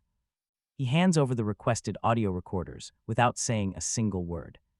The tattooed woman passes him a new contact, asking if she should deduct the fee. Wait for it, Moi suddenly recognizes those voice recorders he always carries. The woman notices Moi and mentions she looks nothing like her notorious father. She finds it highly interesting that she is the only person Number ever spared. Number commands the girl to ignore the woman's rambling and just get moving. Once they are back on the road, Moi asks about those strange voice recorders. He tells her to mind her own business, but Moi already suspects the truth. They hold the final confessions of his targets, and she wants to know who gets them. He explains that these tapes are parting messages for the people left behind. A final chance for the departed to speak to their loved ones one last time. He secretly delivers these final recordings to grieving families who need closure. Some targets used their last breath to instruct lawyers on dividing their wealth. Others spent their final moments cursing the ones who ordered the hit. Shaken by this revelation, she asks why he bothers keeping these memos at all. He explains that these voice recordings are often the only evidence left behind. Once gathered, information from the eliminated target connects straight to the intended recipient of the message, alongside the most critical parts of their final will. This data goes to an agent who delivers the recording without a trace. It sounds incredibly risky. Dion worries that crime scene tapes could expose them. He reassures her that anything potentially alerting the police has been carefully scrubbed. Still, she cannot fathom why he bothers. After all, he eliminates future dangerous criminals. Why go through the trouble of delivering their final words to anyone? She reminds him that the exact same thing happened last time. They were nearly caught, all just to pass on a villain's dying wishes at the end of their life. To her, he is needlessly risking his own skin. Despite her frustration, he decides to show her something. Blue flowers placed gently on a quiet grave. Dion asks who lies here. He admits he has no idea. The dead man's last wish was simple: to place these blue flowers on his sister's resting place. He explains his reasons, which do not really matter anymore. He simply decided to honor the final wishes of the people he eliminates. Their identity is irrelevant so long as it is within his power to fulfill their wishes. Moji Dion asks if that even applies to cold-blooded monsters. For a killer with a number and a scarred face, morality simply does not enter the equation. As long as they are one of the future criminals he is putting down, he wants to honor them. That is the personal vow he made, and he has followed it ever since. Moji Dion still finds the whole concept completely ridiculous. Taking a life to protect the innocent was her entire understanding of his mission, but now she cannot tell if he even cares about the character of those he kills. A machine operating strictly on his own internal programming. Dion wonders if some dark trauma in his past caused this. But she has no answers. What drives a cold vigilante to keep going like this? Eventually, the car rolls to a stop, and he steps out into the night.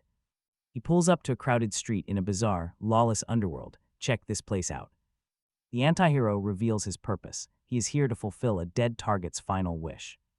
A brutal revenge, one that another man could not finish alone. The victim in the photo, marked with the number 34, wanted a tattooed man targeted. That tattooed guy is currently in a crowded nightclub, keeping watch over everyone. He desperately begged our masked vigilante to end this absolute monster. The vigilante asked for a target. Flashback to the tattooed thug cornering a man in a business suit, telling him he should have lived a better life. The terrified businessman then begged our vigilante to handle the hit, weeping uncontrollably. In that heavy moment, he handed over the target recordings, getting a photo and intel in return. That tattooed enforcer is set to cause major chaos, much like 34 other targets. That is precisely why our hero entered this club, hunting down the marked target. To fulfill his promise, inside the loud venue, the heavily tattooed man signals a server for another expensive bottle of liquor, while talking with his associate. He brags about taking too many breaks already this week. The other man casually states he will charge $7,000 per head for the 3 marks. He was threatened with losing his family if he did not follow orders, and that is unfolding right now. The tattooed man admits he takes no pleasure in doing this. To civilians, an associate asks if that feeling is guilt, but the tattooed man calls it a nuisance, noting that things will remain chaotic. On top of that, He has to do this with his bare hands, unable to make it look like a simple accident. He promises to finish the job within 6 days. Meanwhile, outside the nightclub, our lead characters spot him passing by. On his phone, he asks for the locations of the 3 people he must find. Right then, Moji Dion asks if he is the target, and the masked man confirms it. He remembers that the photo once showed 34, but now it is 33. He can only see these numbers at the exact moment a photo is captured, and they constantly shift. If the man's number dropped to 1 or 0, he would not grant his final wish. Oddly, the killer seems to notice the girl watching him. Terrified, Ji quickly ducks down. To hide, it was an incredibly close call with that Yakuza man. He says that since they have confirmed his shifting number, they can move on. But then, the girl asks if taking this man's life was someone's final wish, wondering if he was driven by revenge, with his fate ultimately sealed by that number. Would it not have been better to leave him alone to exact his own vengeance? After all, if he had completed his revenge, 33 people would have been removed from the list of those destined to die. Still, they do not know if he was targeting this specific man. He could have gone after someone else, and since they were not entirely sure, they needed to confirm the truth before taking another human life. Just as before, they can use these numbers to predict future crimes and victims. But now, the masked protagonist believes that this method no longer makes any sense. Letting the target walk away, he drifts back into a painful childhood memory, where his closest young friends were taken away by a woman who saw numbers.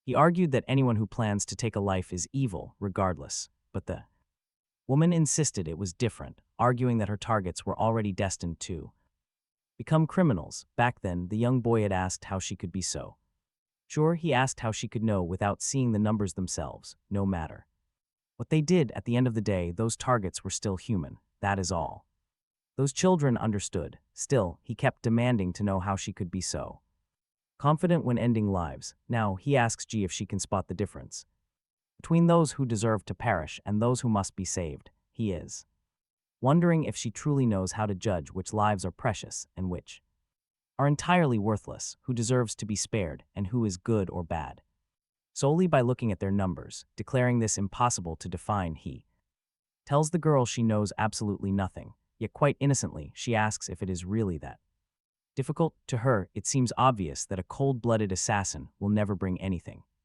positive to this world. She recalls how, throughout her childhood, adults were always smoking on the streets. Back then, she did not even understand what they were inhaling or how dangerous it was, but the foul smell always disgusted her. She feels that identifying bad people in this world does not need to be complicated.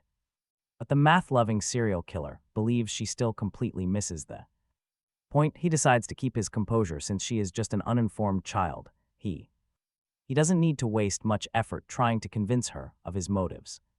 Either way, he simply wants a yes or no answer. When she tells him it's obvious to choose between the life of one man and the 33 people who'd be his victims, he asks if she would end that killer's life to save those innocent souls. Without hesitation, Moji Hyun replies that she would, and this mysterious young guy finds that answer completely sufficient. He needs her help with something that is currently far beyond her reach. That is why he's going to teach her how to awaken her special eyes to the next level. He finds the club where he got hired, tracking where his target is staying through surveillance. His subordinates usually keep quiet, but that is definitely the office where they operate. He asks the girl how much time he has left to live. Using her eye technique, she notices the numbers 14 and 9. She thinks it could be 14 hours and 9 minutes or 14 minutes and 9 seconds. Since the first number is greater than 12, it could represent 14 months and 9 days, which also leads to the possibility of it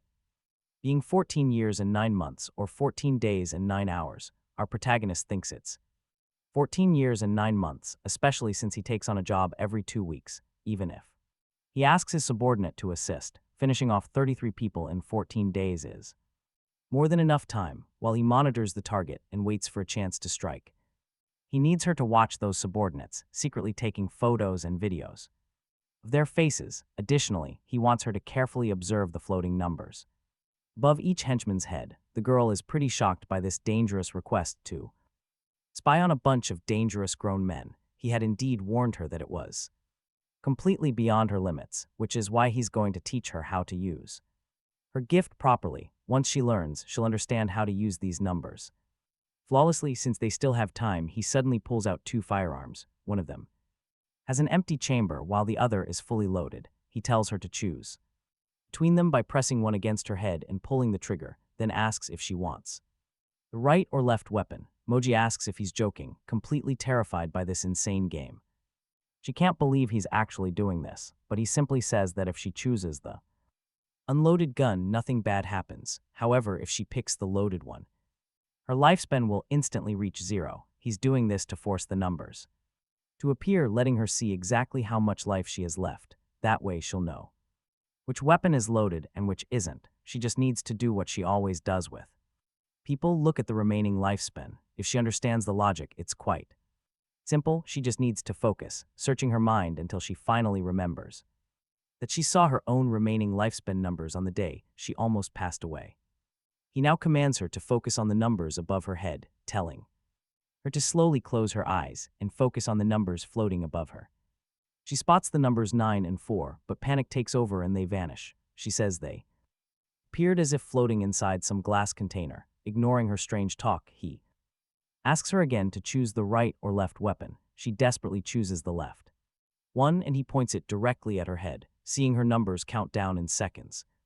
She begs him to stop, screaming that the numbers are dropping. When he checks, the gun was indeed fully loaded. She asks if he's trying to kill her or test her skills. He calmly replies that everything has risks, but as long as once she tracks the numbers, finding the truth is easy. He tells her to use this trick for every single move from now on. That way she'll easily spot hidden dangers. Those invisible traps won't catch her. She'll be fully able to map out the perfect path to move safely. Plus, snapping photos of their faces without ever getting caught is a complete breeze, even for a small girl like her. She still hasn't agreed, desperately trying to think of a way to save innocent lives. But deep down, she's terrified of making a bad mistake that drags him down into danger, making him regret not just doing this entire mission solo. But he completely brushes off her fears, asking why she's even worrying about it. She shouldn't worry. Even if she screws up, his calculations won't change. Absolutely nothing will stop him. He will eliminate his targets as usual. He tells her to relax. His plans are too solid to be ruined by a kid. Next, they head right back to that crowded main street, and there's the scarred, heavily tattooed thug. Standing right behind him is the Dark Knight himself, the man of numbers. His whole trick relies on predicting the future, and now Jiun can finally put her gift to use. He must prevent his numbers from dropping, because if even one digit changes, he's failed. It means a target slipped away, and that failure means innocent lives will be lost. Real people he was supposed to protect will pay the ultimate price. He knows better than anyone that there's absolutely no room for compromise. He won't let any small mistake mess up his countdown, because one tiny slip-up immediately marks someone for an early grave. Right then, a stray cat knocks over a metal can, shattering the silence. The tattooed thug immediately spots him and charges. They collide in an intense, brutal knife duel. Dodging a flurry of cuts, the thug grins. Admitting he's surprisingly good, he demands to know his identity and who hired him. In response, our comic book-loving Vigilante pulls down his mask to speak. This clash marks the second time our dark hero faces a lethal deadline. Suddenly, the scarred boss and his thugs raid a local spot, shocking everyone. He orders his goons to drag everyone out, demanding that the manager be dragged out too, while they throw brutal punches. They look for that specific white-haired boss. The thugs start tearing the place apart, hunting for the hiding manager, beating down anyone in their way. Finally, they corner a white-haired guy who gasps out, asking who they are and why they're doing this. In response, this Yakuza lookalike decides to perform a dental exam on him with a sharp knife. Pinned to the floor, the manager begs for mercy, crying not to be killed, but the tattooed sadist just talk about twisted. The thug asks if he's begging him or begging the blade. The poor guy cries out, but his time is up, leaving nothing but a pool of red. With a cold face, the tattooed boss wipes his hands and calmly asks who those victims even were. To him, it was just another faceless job. Meanwhile, our brave little girl has already started her mission, managing to snap photos of 7 henchmen, quietly gathering evidence on these psycho thugs. Seriously, she's tracking these guys like wild Pokemon, knowing they'll have to eventually leave the office and head home. That's when her real hunt begins. Several days have passed since she started acting on her own, but she still has not gotten the chance to test out her new ability, even when trying to follow the ideal path. Her numbers remain completely unchanged, but she remembers what he said about taking risks, sometimes being necessary to make those shifts easier to spot. Meanwhile, the relentless serial killer and the Yakuza are locked in a brutal clash, unleashing a barrage of wild strikes against each other. Yet, neither can land a clean blow because their combat skills are insanely high. The tattooed gangster knows he is up against a real pro. This guy is basically Batman. He must have mastered sports, combat, and even high-stakes mental games like chess or gambling. In any system with winners and losers, he clearly knows exactly when to strike or defend, targeting every single weak spot. Now he scans the area for any object to gain an extra advantage, deciding whether to slash, strike, dodge, or block, constantly calculating every move to gain an edge over this opponent. But something feels off, completely off. It should be impossible for this guy to dominate the fight from the very start. No matter how fast the tattooed man reacts, he is always one step behind his opponent's movements, yet he wonders why the gap between their strikes is suddenly closing. It feels like this masked opponent is actually a step ahead of him. Now, of course, Batman is always prepared, rather than dodging after the opponent attacks. He anticipates the move and slips away beforehand. This is pure madness, but the tattooed man has no idea that our antihero has his sharing an eye fully activated. What his numbers do is pretty simple. If his count increases, he is moving down the right path, but if it drops to 0, he made a mistake. The only difference is that he applies this precise method to every single movement like a machine, while others must use their eyes to track external numbers. They usually do not need to watch their own, yet those values remain perfectly clear in their minds. Their choices lead directly to specific timelines, with these numbers reflecting that future. All this is calculated in mere seconds inside our emo superhero's brain. Consequently, the ideal path takes shape when a number becomes unchangeable. Right at this moment, he finally manages to land a clean blow on the gangster, drawing blood before delivering a devastating, slamming kick straight to his chest.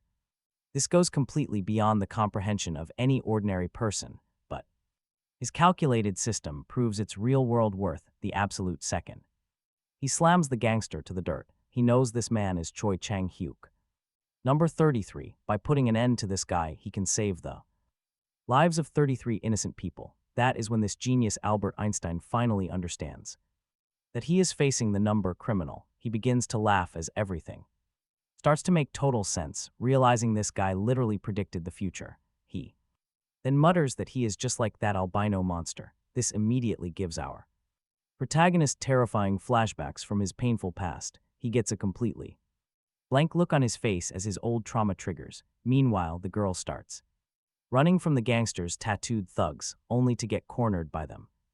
They mockingly offer her a chip, claiming it will be Moji Hyan's last meal. Our protagonist, fueled by those dark memories, grabs the leader by the collar and demands he repeats what he said about the albino girl who can see those numbers, just like him. That triggers the Yakuza boss, pulling him into a flashback of a bloody day where this albino girl was absolutely demolishing a crowd of men, staring back at her. The tattooed mobster says she is the reason he lost his job, since she beat him to the punch and killed his targets. He asked who she was and if she was out there working a job. She explained she was there because those men had been beating up kids on the street, using savage violence. She thought he was with them until she asked a bizarre question, asking if he was actually one of the good guys. Back in the present, he explains to Number that their paths crossing over the same target happened years ago in China, but that was ancient history, and he has no clue who the girl really is. Taking advantage of the moment, when Number freezes in complete shock over this news, the gangster blindsides him with a brick, a total cheap shot. Even if he knew where she was, he wouldn't tell. Before shoving Number away, our protagonist snaps back to his senses, noticing the floating number above the man is shifting.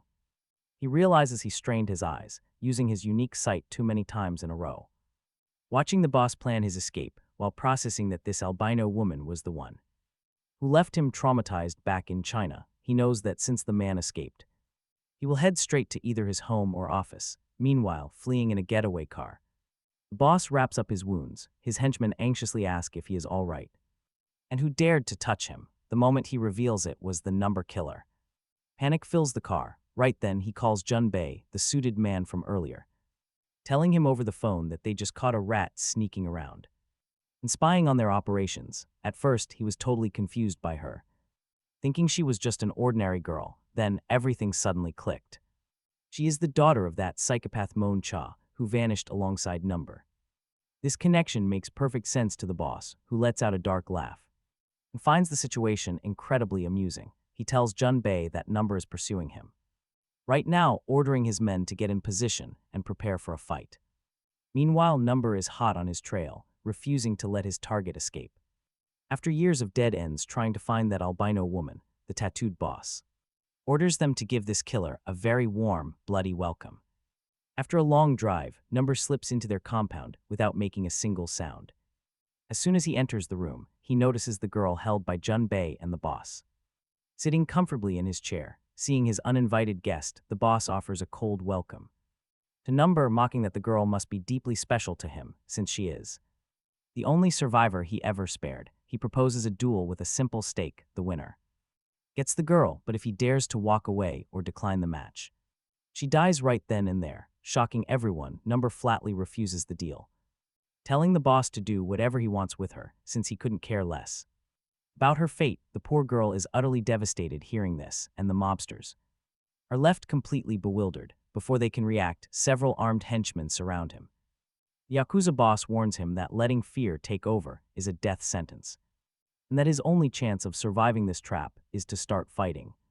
But the killers scoff, shouting that no matter how strong he thinks he is, he only has 2 arms against an entire army if they each land just 1 hit. The henchmen make a deal with their boss. They can stab him at least 15 times. Our protagonist tells the boss to refresh his memory while he still can. He has a lot of questions, and once he clears out these goons, the boss is going to have to answer every single one of them. But the tattooed boss has other plans, ordering his men to kill the girl. Just then, Jiun activates her special eye ability as memories flash back. She remembers him talking about taking risks and refusing the boss's terms. That rejection was actually a favor, fueling her desperate urge to survive this nightmare. She recalls his words about helping her understand how numbers work, so she can make choices that actually keep her alive. Holding on to his lessons, she wonders what choice to make right now. Meanwhile, the tattooed Yakuza boss yells for his men to finish her. Terror strikes Jiun as our protagonist aims a gun right at her. It looks like he is about to fire, triggering her eye power once again. She desperately hopes she made the right call as a massive Number appears. She takes the hit, flying backward, but miraculously survives as he keeps firing. The Yakuza boss realizes his opponent was definitely not bluffing with that weapon. Suddenly, a goon strikes his wrist, knocking the gun out of his hand. But he is ready, instantly pulling out a sharp blade to counter them. Another thug grabs the dropped gun and aims it right back. He fires a shot directly at our protagonist, but the bullet does nothing. He barely feels the impact. The thug is told to shoot him again. Seizing the moment, the tied-up girl scrambles to her feet and runs. Our protagonist unleashes absolute chaos, tearing through the remaining thugs. The boss spots Jiun escaping and barks orders for Jin to catch her. Our protagonist scans the enemies and counts 15 targets still left standing. Fortunately, his Kevlar armor protects everything from his neck to his thighs. There are 2 specific guys here he cannot easily take down yet. But before he can analyze the situation, the boss lunges to attack. Our antihero barely manages to block, quickly trying to strike back. The strike misses, and more thugs swarm in to protect their leader. Suddenly, the threat level jumps to 16. This gang is bad news. They do not back down, refusing to fall from just a few shallow cuts. They throw everything they have at him, leaving him completely cornered. As they form a human shield, the boss strikes to catch him off guard. That agonizing pain returns, a brutal side effect of overusing his special eye power. A heavy baseball bat cracks against his skull, triggering a memory of that albino girl. She told him he was simply too weak to survive. Fueled by rage, he disarms a guard. He steals the weapon and instantly ends him. That makes number 4, he counts. He asks if the dying man has any final words, but gets no answer. He coldly finishes off another thug, while while Jiun runs for her life. Looking at the doors, she knows she has to choose the middle path. The moment she slips inside, she notices something strange drawn on the wall. Her pursuer rushes in right behind her, but completely loses her track. But the air in this room is draining her lifespan second by second. She has chosen a path of no return, trapped behind two massive metal doors. She is desperate, yet no matter what she tries, her remaining lifespan won't. Go past 3 minutes, she is completely cornered, scrambling for any way out. Then she remembers, he told her count changed before her near-death moment. Somehow she broke the rules, forcing her number to drop significantly. She recalls how he lost his mind, knowing her presence changed everything. The memory fades as the lock clicks. Jiun suddenly enters the room. The glass-wearing thug corners her. He wants her to know there's no escape. He has zero intention of letting her walk out of here alive. That is the price of a child getting tangled with a monster. Jiun even taunts her about her infamous family. She is a killer's daughter, too. She doesn't hesitate. In a flash, she tears a fire hose from the wall, spraying water directly into his eyes, blinding him as he lunges forward. None of this would have happened if scum like him had just stayed away. Suddenly, he spots the open fuse box. He realizes what she is doing. She wants to electrocute him. Water rapidly pools across the cold floor. The fuse box violently short-circuits, instantly plunging the entire room into darkness. He gasps, relieved to have survived that lethal shock by a hair. Too close, but he realizes something else. Her moves were not random. She calculated every single step, using the environment to create her trap. And get this, in the shadows, our protagonist knows she can do this. Panic immediately sweeps through the goons as the pitch-black darkness surrounds them. The boss screams for everyone to turn on their phone lights. Too late. The killer slips through the shadows, taking full advantage of the blackout. He sweeps through the area, silently executing one screaming guard after another. Before finally finishing off the boss, with this, his numbers fluctuate wildly. They move entirely as he wishes, defying all logical rules of the world. But she still remembers his warning. His voice still echoes in her mind. He had insisted that these numbers never change unless death is imminent. If that is true, why do they keep shifting every single second? They behave as if they are alive, rewriting fate over and over. Her future changes simply because she decides on her next move. She recalls the serial killer, explaining how she altered her own countdown right before her elimination, leaving her with an impossible yet simple riddle. Changing that number is her only way to escape a brutal end. There is no time to overthink it if she can bend destiny. The proof is already unfolding. Our protagonist strikes with absolute lethal force. He moves through the blackout, using his sharp eyes to track them. He pinpointed his targets in the dark, destroying them with single blows. He can literally predict the future through numbers, letting him intercept fate.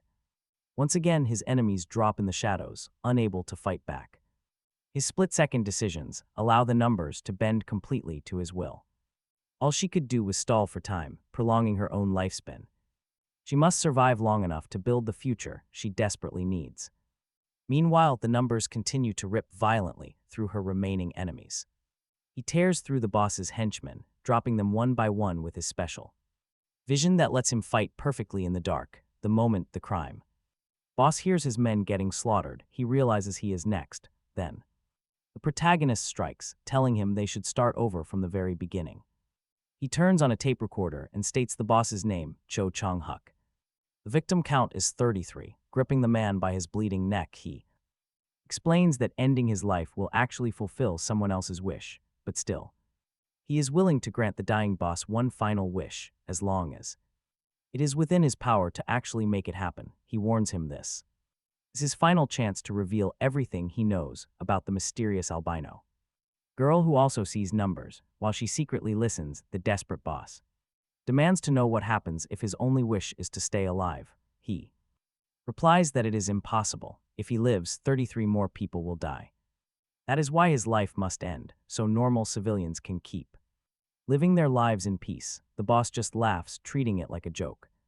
He mocks the protagonist, calling him the most naive fool he has ever met. His syndicate will not just stop operating because their leader is suddenly gone. If one blade breaks, they will simply replace it with another. But the protagonist says while he cannot break every blade, he refuses to sit back. And watch him steal innocent lives. Driven by cold anger, he demands answers, asking about the incident in China and how he discovered that woman sees numbers. The boss reveals she is in Korea right now, then he quickly takes advantage of the protagonist's anger, lunging forward to end his life. But the protagonist easily spots the desperate move and knocks the knife away. Before taking his final breath, the boss wheezes that a war of lunatics is coming. A war between those who see numbers, warning he will never survive what is next. With those chilling words, the boss dies. A heavy silence fills the air. Noticing the girl watching from the shadows, he tells her it is time. Moji points to the unconscious man in glasses, asking what they should do with him. The protagonist replies his number is 0, meaning they cannot touch him. As they leave, the girl quietly asks if he is truly okay with everything. She explains that she moved strictly by the numbers, just like he taught her. She even found something new, but wait, before she can even explain, disaster strikes. The protagonist suddenly collapses down the stairs, his brain hitting its absolute limit. He begins drifting deep into his own mind, sliding into his oldest memories. Deep into the forgotten moments of how his bizarre life actually started. He remembers a classroom long ago, the day the albino girl first arrived. Curious about her new classmate, she asked for his name, but he replied that he did not have one yet. It all began 19 years ago, long before the tragic number incident that completely shattered his entire life. He tries to recall his very first memory, waking up somewhere unfamiliar. A distant moment lost to time, no matter how hard he tries. He cannot remember a single thing before that freezing winter afternoon. A kind older woman had rescued him as he lay freezing on the street, gently offering her hand and asking if he wanted to come with her. He wonders if he ever took her hand that day. Sometime later, he found a hidden book. Tucked under the table was a comic book about a mysterious hero, which he started reading. Several passages seemed to mirror his own future.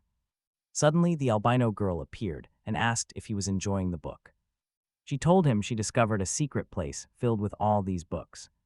But he couldn't tell the teachers. She got into massive trouble last time. Naturally, our protagonist promised he would keep the secret to himself.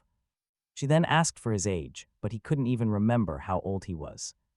In that blurry memory, he estimated he was only about 5 or 6 years old. She did not know his name either. Later, a female teacher explained things to him. Memory loss was pretty normal for young boys who had survived severe trauma.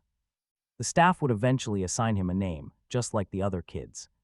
Our girl felt she became a bit strange after accepting her assigned orphanage name. She figured he would join Class 1 on the first floor. Since she lived on the second floor, she told him to call her Nuna. When the curious boy asked for her real name, she revealed it was Soa. He asked to meet again to read more comics, and Soa agreed with one condition. First condition, he had to stop talking to her so formally. Hidden beneath wild overgrown vines was a mountain path leading to a quiet sanctuary. This small school housed 27 young students and 4 dedicated teachers. The kids were split up between the first and second floors. Both school and dormitory looked like a fairy tale, completely cut off from society. In this isolated, quiet world, he would end up spending his entire childhood. Back then, the other boys called him Duh, and one friend invited him to lunch. He usually isolated himself with comics, 16 years before the main incident. Years had clearly slipped by, shifting us from one memory to another. Our protagonist was busy studying an English dictionary borrowed from the library. Since it shared the same alphabet as a book he wanted, he decided to learn English. His friend called him a genius since he could not read a thing initially. Suddenly, a local bully deliberately bumped into him, sending his book flying. His friend demanded an apology, but the bully just stood there in silence. The friend kept pressuring him because the guy had clearly cut in line. When the bully refused to say sorry, our protagonist said it was fine. The bully ignored them and aggressively stared at a girl, demanding his lunch soup. She bravely stated that she only served food in the order of arrival. Since he cut the line, she absolutely refused to serve him anything. After all, the teacher had decreed that line cutters would get no food at all. His friend quietly thanked the brave girl for standing her ground. He ate a massive meal because physical education class was up next. His friend warned him to be careful and avoid getting hurt out there. But memories are tricky things. Sometimes the school looked completely rundown. Other times it looked normal. he trained with weapons to grow stronger. The teachers heavily indoctrinated them while they pushed their bodies to the limit. For years, the instructors pushed them to give absolutely everything they had. During this training period, our young protagonists started to grow remarkably strong. These are future ninjas. Obviously, they trained incredibly hard, fighting brutally among themselves. They even slashed at each other with real knives, ordered never to leave school grounds. These kids engaged in genuine, bloody brawls, choking each other out without hesitation.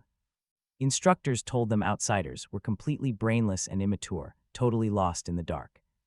Normal people could never comprehend the sacred mission these children were chosen for. They had to resist any temptation from that ignorant outside world. The Class 1 teacher knew exactly how miserable their lives were before coming here. Before entering this school, each child had endured their own unique brand of agony. Sure, their scars were different, but none of that suffering was their fault. War, starvation, and ruthless survival of the fittest, that is why the world ruined itself.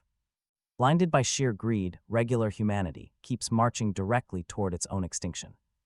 This is precisely why the Great Mother Charlotte established this very orphanage. Even while practicing their marksmanship, the kids listened to the holy words of this goddess. Mother Charlotte promised that even if the whole world abandoned them, she never would. She would embrace every lost soul and guide them into a brighter future. As for any evil heretics standing in her way, her loyal disciples would eliminate them. These children with shining eyes and strange features were those very disciples. They possessed incredible gifts, destined to defeat the villains alongside their goddess mother. Only by purging the wicked could they finally reshape this broken, dying world. Deep down, they still wanted to hold on to their pure, innocent hearts. To make that happen, they had to obey their teachers and study exceptionally hard. Once the bizarre lectures ended, lunchtime arrived, shifting the atmosphere back to normal. The Class 1 teacher then stepped up, asking the representatives to lead the greetings. During the break, one of our main character's friends quietly bandaged his hands. Their training sessions were so brutal that these painful injuries were just a daily routine. Once the afternoon training wrapped up, they finally got an hour to rest. But by 10 p.m., the lights went out, plunging the dorms into total darkness. The main character knew a guard teacher stayed up all night, patrolling the halls. Every door was locked tight, and every window was sealed shut. With security cameras watching every corner, slipping away was practically impossible. Honestly, none of these brainwashed children ever even tried to escape.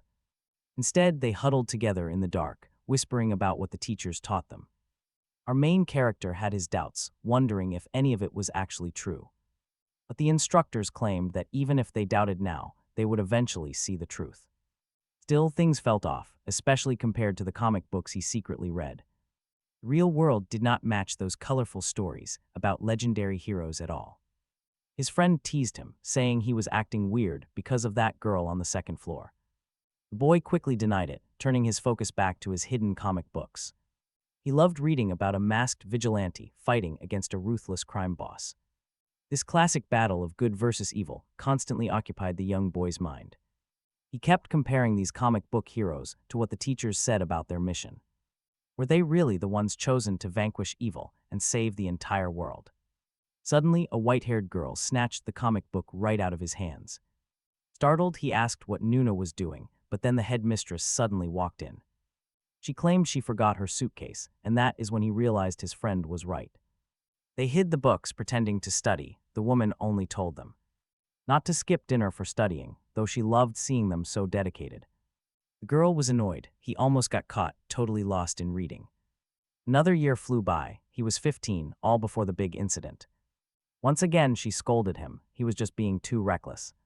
Stay alert, she warned. Getting caught makes escape completely impossible.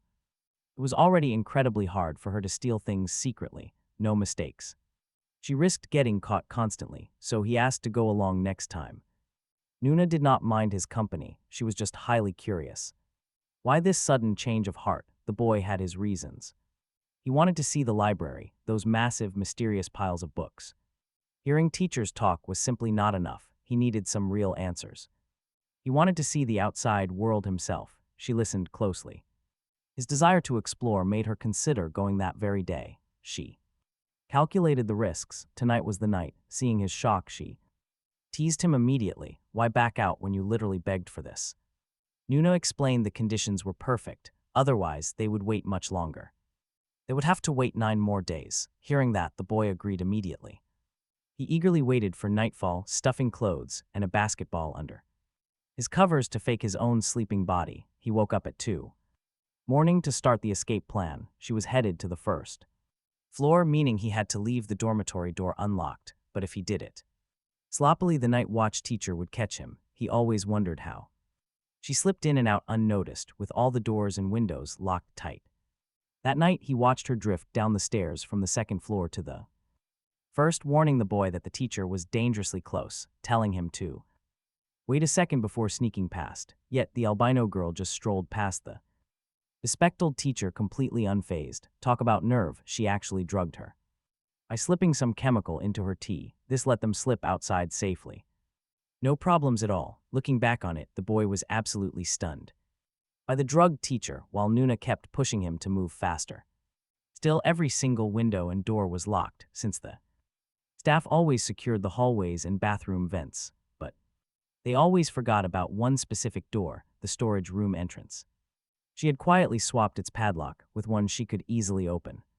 He wondered how she pulled that off. Honestly, she barely remembered the details. She just snagged the lock, thinking it might come in handy.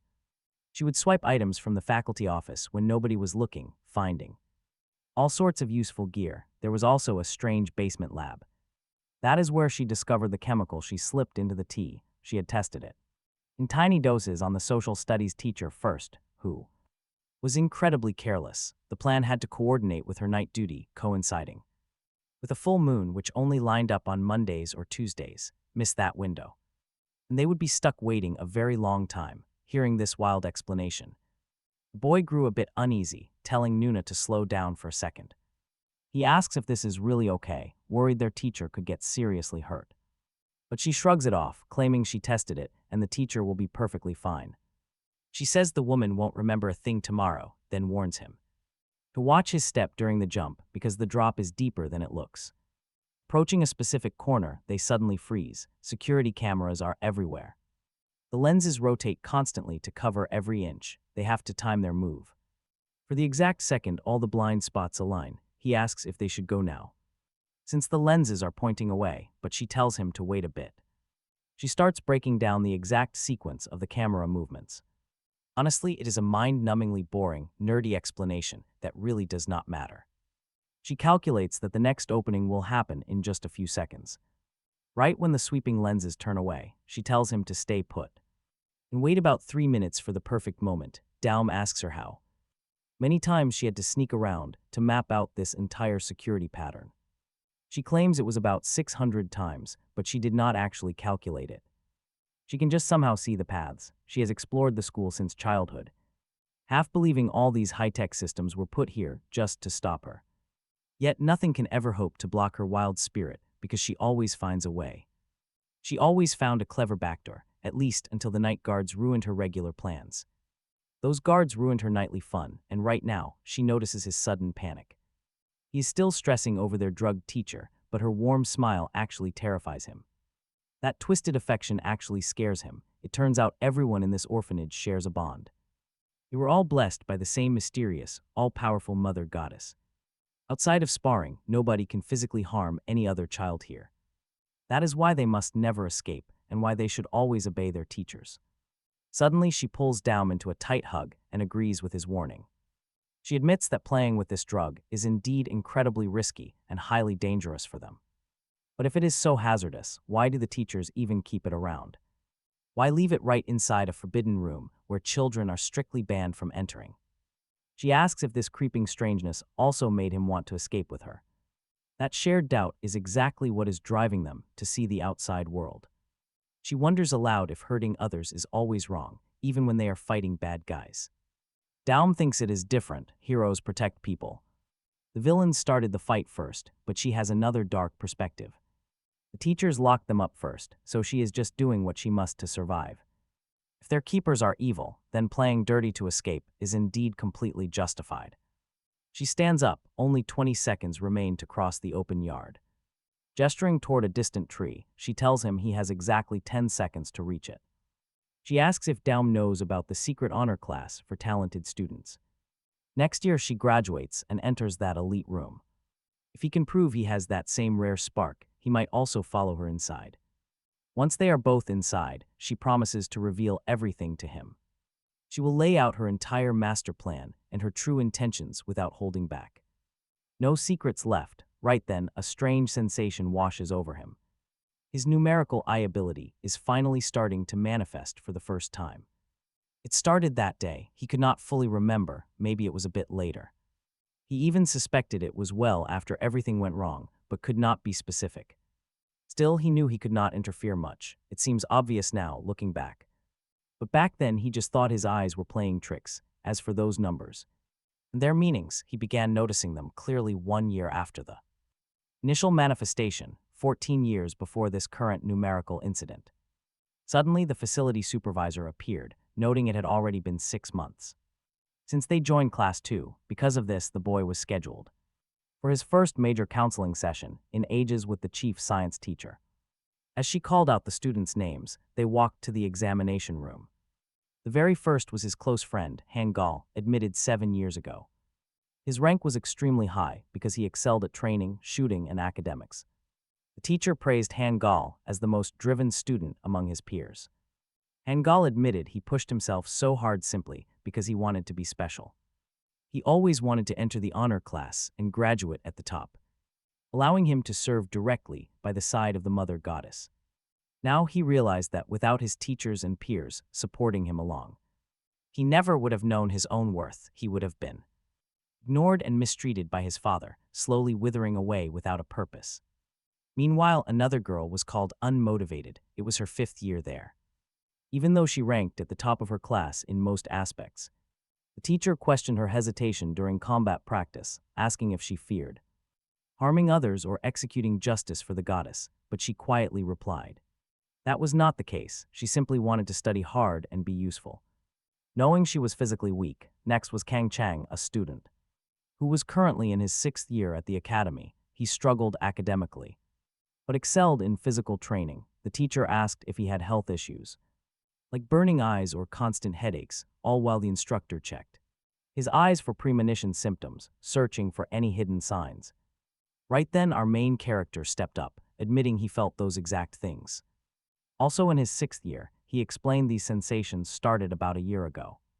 The professor sighed, wishing he had spoken up sooner, then asked if he saw any strange numbers. Now watch closely. Our protagonist spotted the number 11 floating above the teacher's head. He recalled what his friends said about gifted students joining the honor class, noting that the requirements were incredibly strict, and very few actually made it. He was not sure if it was a real digit, but it shimmered like a moving heat wave. The professor immediately marked down on the boy's form that he was experiencing premonition symptoms. Once done, he noticed our protagonist was the final student, so he told him to return to the classroom and bring some children for him to examine. He was also instructed to take the other students to the basement science lab. The professor quietly muttered that this year's harvest was looking quite promising. He then led the previous students down to this laboratory, even the top student had no idea this secret hallway existed, and a girl noticed a foul odor. When the bully barked out a question, our protagonist pointed to the right. A number 2 hovered over the men's heads, and a number 1 stood above the girl. A whole year had passed since he first saw those strange, mysterious numbers. Now he could easily control exactly when they appeared or vanished from sight. But he kept his visual trick entirely to himself, completely hidden from everyone. He hid it after witnessing the professor's alarming reaction. At first, he thought sharing his strange vision would earn him elite honors. However, he realized far too late what was actually happening there. He stumbled upon his science professor, standing next to a tied-up captive. The hostage was drenched in tomato sauce as the professor spun a story. He warned them about dangerous intruders desperate to steal their home, sneaking through the dark forest just to secretly film the children. Because of this, they were told to be careful outside. Then the mad professor suddenly placed a heavy handgun right on the table. The twisted teacher smiled and asked who would start his insane game. Whoever pulled the trigger first would instantly join the prestigious honor class. At this close range, he insisted, they could not miss, no excuse. He gripped the terrified girl by her shoulder, aggressively forcing her forward. Pushing her to shoot, he brought up her old promises of having courage. He began to warp her mind, asking if her desire to grow strong was a lie. Let's see how deep this guy's sickness goes, he's forcing a kid's hand. With classic mad scientist cruelty, he forced her to aim at the captive. As he egged her on, he suddenly aimed his weapon at the bald bully's head. He demanded she shoot immediately, leaving absolutely no room for hesitation. A brutal shortcut to forge her spirit into something far stronger. If she refused to fire, he threatened to end her classmate's life instead. Right then, the number one flashed above her head in our protagonist's vision. Tears streamed down her face. She wept, but she did not shoot. Instead, another boy snatched the weapon directly from her hands and fired. The bullet struck the captive, leaving our protagonist with lifelong trauma. Immediately after that, the number floating above the shooter's head dropped to 1. He tossed the firearm onto the floor, casually asking if the test was over. Since someone had successfully fired, he assumed the selection was complete. But the twisted teacher just laughed and pulled back a curtain. He revealed 3 more captured intruders, hidden in the dark. Only the fastest executioners would secure the best advantage, he said. Eliminate these spies to win, go straight to the honor class. If only 2 targets remained for the others, the rules would stay the same. This is turning into a sick, real-life survival game, absolutely horrifying. There was no way he would let the last student leave without passing. If they lacked the stomach to pull the trigger, he would happily help. While this monster tormented them, the albino girl waited behind the door. She had previously forced our protagonist to hold a gun and shoot rats. Looking back now, he realized this was never actually a real test. This was forced discipline, heavy trauma, total submission. All of it was designed to sculpt their minds into obedient weapons. This forces our protagonist to shoot, or his friend pays the price. Meanwhile, right behind the door, the albino girl waits to join the party. Knowing a fresh group is on the way, she slips by as a precaution. When it comes to her, the teacher really hasn't changed a single bit. For her, the teacher never changes, even with things ahead. The schedule shifts, still, they know everything will be totally fine. She steps right into the dark room, weapon tightly in hand. Listening closely to the rhythm of the heavy footsteps, she knows it's him. The man wearing a motorcycle helmet patrols the grounds on night watch. Sensing her there, he asks which class and floor she belongs to. He already knows she's the one who swapped the training pistol for a fake. She raises her gun, aiming straight at the man without even leaving a shadow. Suddenly, he cuts the lights and flips the red emergency power on. He dashes past so fast it forces her to fire in pure desperation. Glass shatters. The science teacher realizes they are not alone. Her bullets pierce the watchman's helmet, but he only used it as a decoy. He's totally unharmed, revealing his face as he draws his own weapon. But right before he fires, the science teacher swings the door wide open. The door gives her instant cover, causing the guard to misfire. He actually shot tranquilizer darts, which barely missed the teacher's face. The science teacher asks why the watchman is helmetless and doing all this. Spotting a single white strand of the albino girl's hair, he brushes it off. He asks how the promotion ceremony for the new class is going. The teacher calmly replies that everything is great and the approval is done. Exhausted, traumatized, our protagonist barely remembers getting back. He can't even remember how he managed to stumble back to the dorm. A strange white fog seems to hang over his vision and thoughts. A whole week passes by in pure silence. Nobody says a single word. Soon, those creepy numbers floating above everyone's heads begin to fade away. Then the teacher announces that 4 new elite honor students have arrived. They step into their new classroom, joining 3 classmates already waiting there. Together, these 7 unique students will make up the entire honor class. Standing among them is the albino girl, the friend of our future antihero. Wandering up to the school roof like a zombie, he finds Nuna waiting. She greets him warmly and hands over the latest volume of his favorite comic book. It's a special gift to celebrate him finally making it into her class. She teases that stealing this rare edition took some real effort. She reminds him it's been 6 years, and now they can see each other daily. But the boy is still deeply shaken by his terrifying visions. His stomach completely turns. The intense stress makes him vomit. Though he's annoyed, the white-haired girl gently helps him steady himself. She quietly asks him if he can see the floating numbers just like her. She realizes he has a gift because she sees them too. Our protagonist is stunned to learn his friend shares the exact same vision. And she promises to explain everything now that he's in the honor class. But in her case, whenever she looks at someone, she sees a number. Specifically, the exact amount of people that person is destined to save later on. Next, she casually tells Daum they can easily destroy the orphanage. By getting rid of the teachers, they can finally be free, together. They could easily pull it off and become heroes, just like the Vigilante. In the crow's suit from his favorite comic books, Daum is stunned. To realize her numbers represent the total lives she is going to save. She then asks how many people they could rescue if they cooperated. Next, she asks what kind of numbers Daum sees in his visions. But the boy gets defensive, completely lost on her ideas of heroism. He demands to know how she is so sure about her numbers. The girl ignores him, asking if he still does not understand his. Surprised by this, she urges him to remember the exact moment. First changed, for over a year, his numbers had remained frozen. But yesterday they suddenly started ticking down one by one, she asks. If he remembers anything, all while he stares at the massive number. Floating above her head, Daum asks if she is serious about burying them. The girl just smiles and nods. It will be easier than he thinks. After all, they want to breed children who are voluntarily loyal to them.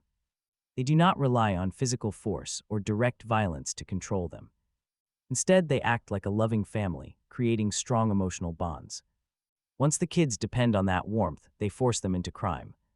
They utterly crush the children's spirits, ensuring they can never think for themselves again, but these handlers are nothing special beneath all their scary layers. In reality, they are just normal people who bleed. They will die just like anyone else if attacked in their sleep. Daum is completely horrified by this dark plan, but Nuna is not done. She admits her biggest obstacle is the teacher who always wears a helmet. Since she cannot take him down alone, she has been secretly planning. Strike on November 17th next year, the only day he is away. That is the helmeted teacher's vacation day. First, they must slay the other staff and seize control of the orphanage. Second, they must deal with the helmeted teacher when he returns the next day. Finally, they will track down the mastermind behind everything, the mother. Goddess Charlotte, they will strip her of her status, power, and wealth. Taking down both Charlotte and the helmeted guard is a monumental task. But meeting him in that comic shop and having these incredible powers cannot be a coincidence. To her, it is pure, undeniable destiny. That is why she reached out, asking him to join this insane crusade so they can defeat the villains and become heroes together. A beautiful, heartwarming love story. Seriously, what a wholesome romance. Daum sits quietly on the floor.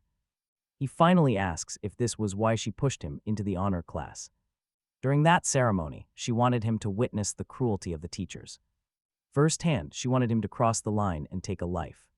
So he would be ready to kill alongside her, but in reality, Nuna claims that was never her true intention. Still, joining the honor class allows him to understand his eye powers. After all, the faculty wants them to build individuality, despite having zero expectations for these special class students. But when a truly gifted kid emerges, they hit the jackpot. There asks Nuna if she also had to eliminate a classmate.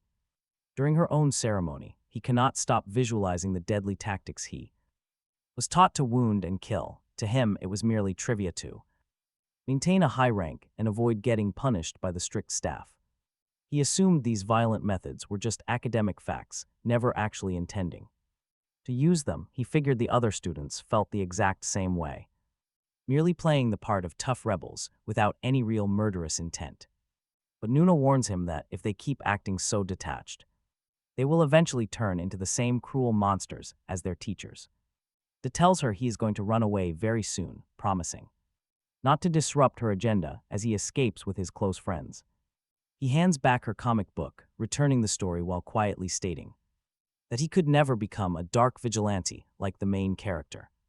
With that, he walks away, completely blind to the destiny that awaits him. And trust me, his older self is absolutely furious at his past choices, repeating to himself how badly he handled the entire situation. He should have taken Nuna's life right then and there, ending it immediately, because the massive number floating above her head was highly suspicious. He should have realized those digits represented the victims she would eventually slaughter. Instead, he beats himself up for ignoring her unsettling confession about wanting to destroy the orphanage while never mentioning saving the children. Living inside, he remembers how she justified doing terrible things to evil people just like her favorite hero, insisting it was easy and never understanding why Do was hesitant. Now, looking back at those grim moments, Do firmly believes his younger self should have ended her life. Exactly 1 year after that conversation, the helmeted instructor left for vacation.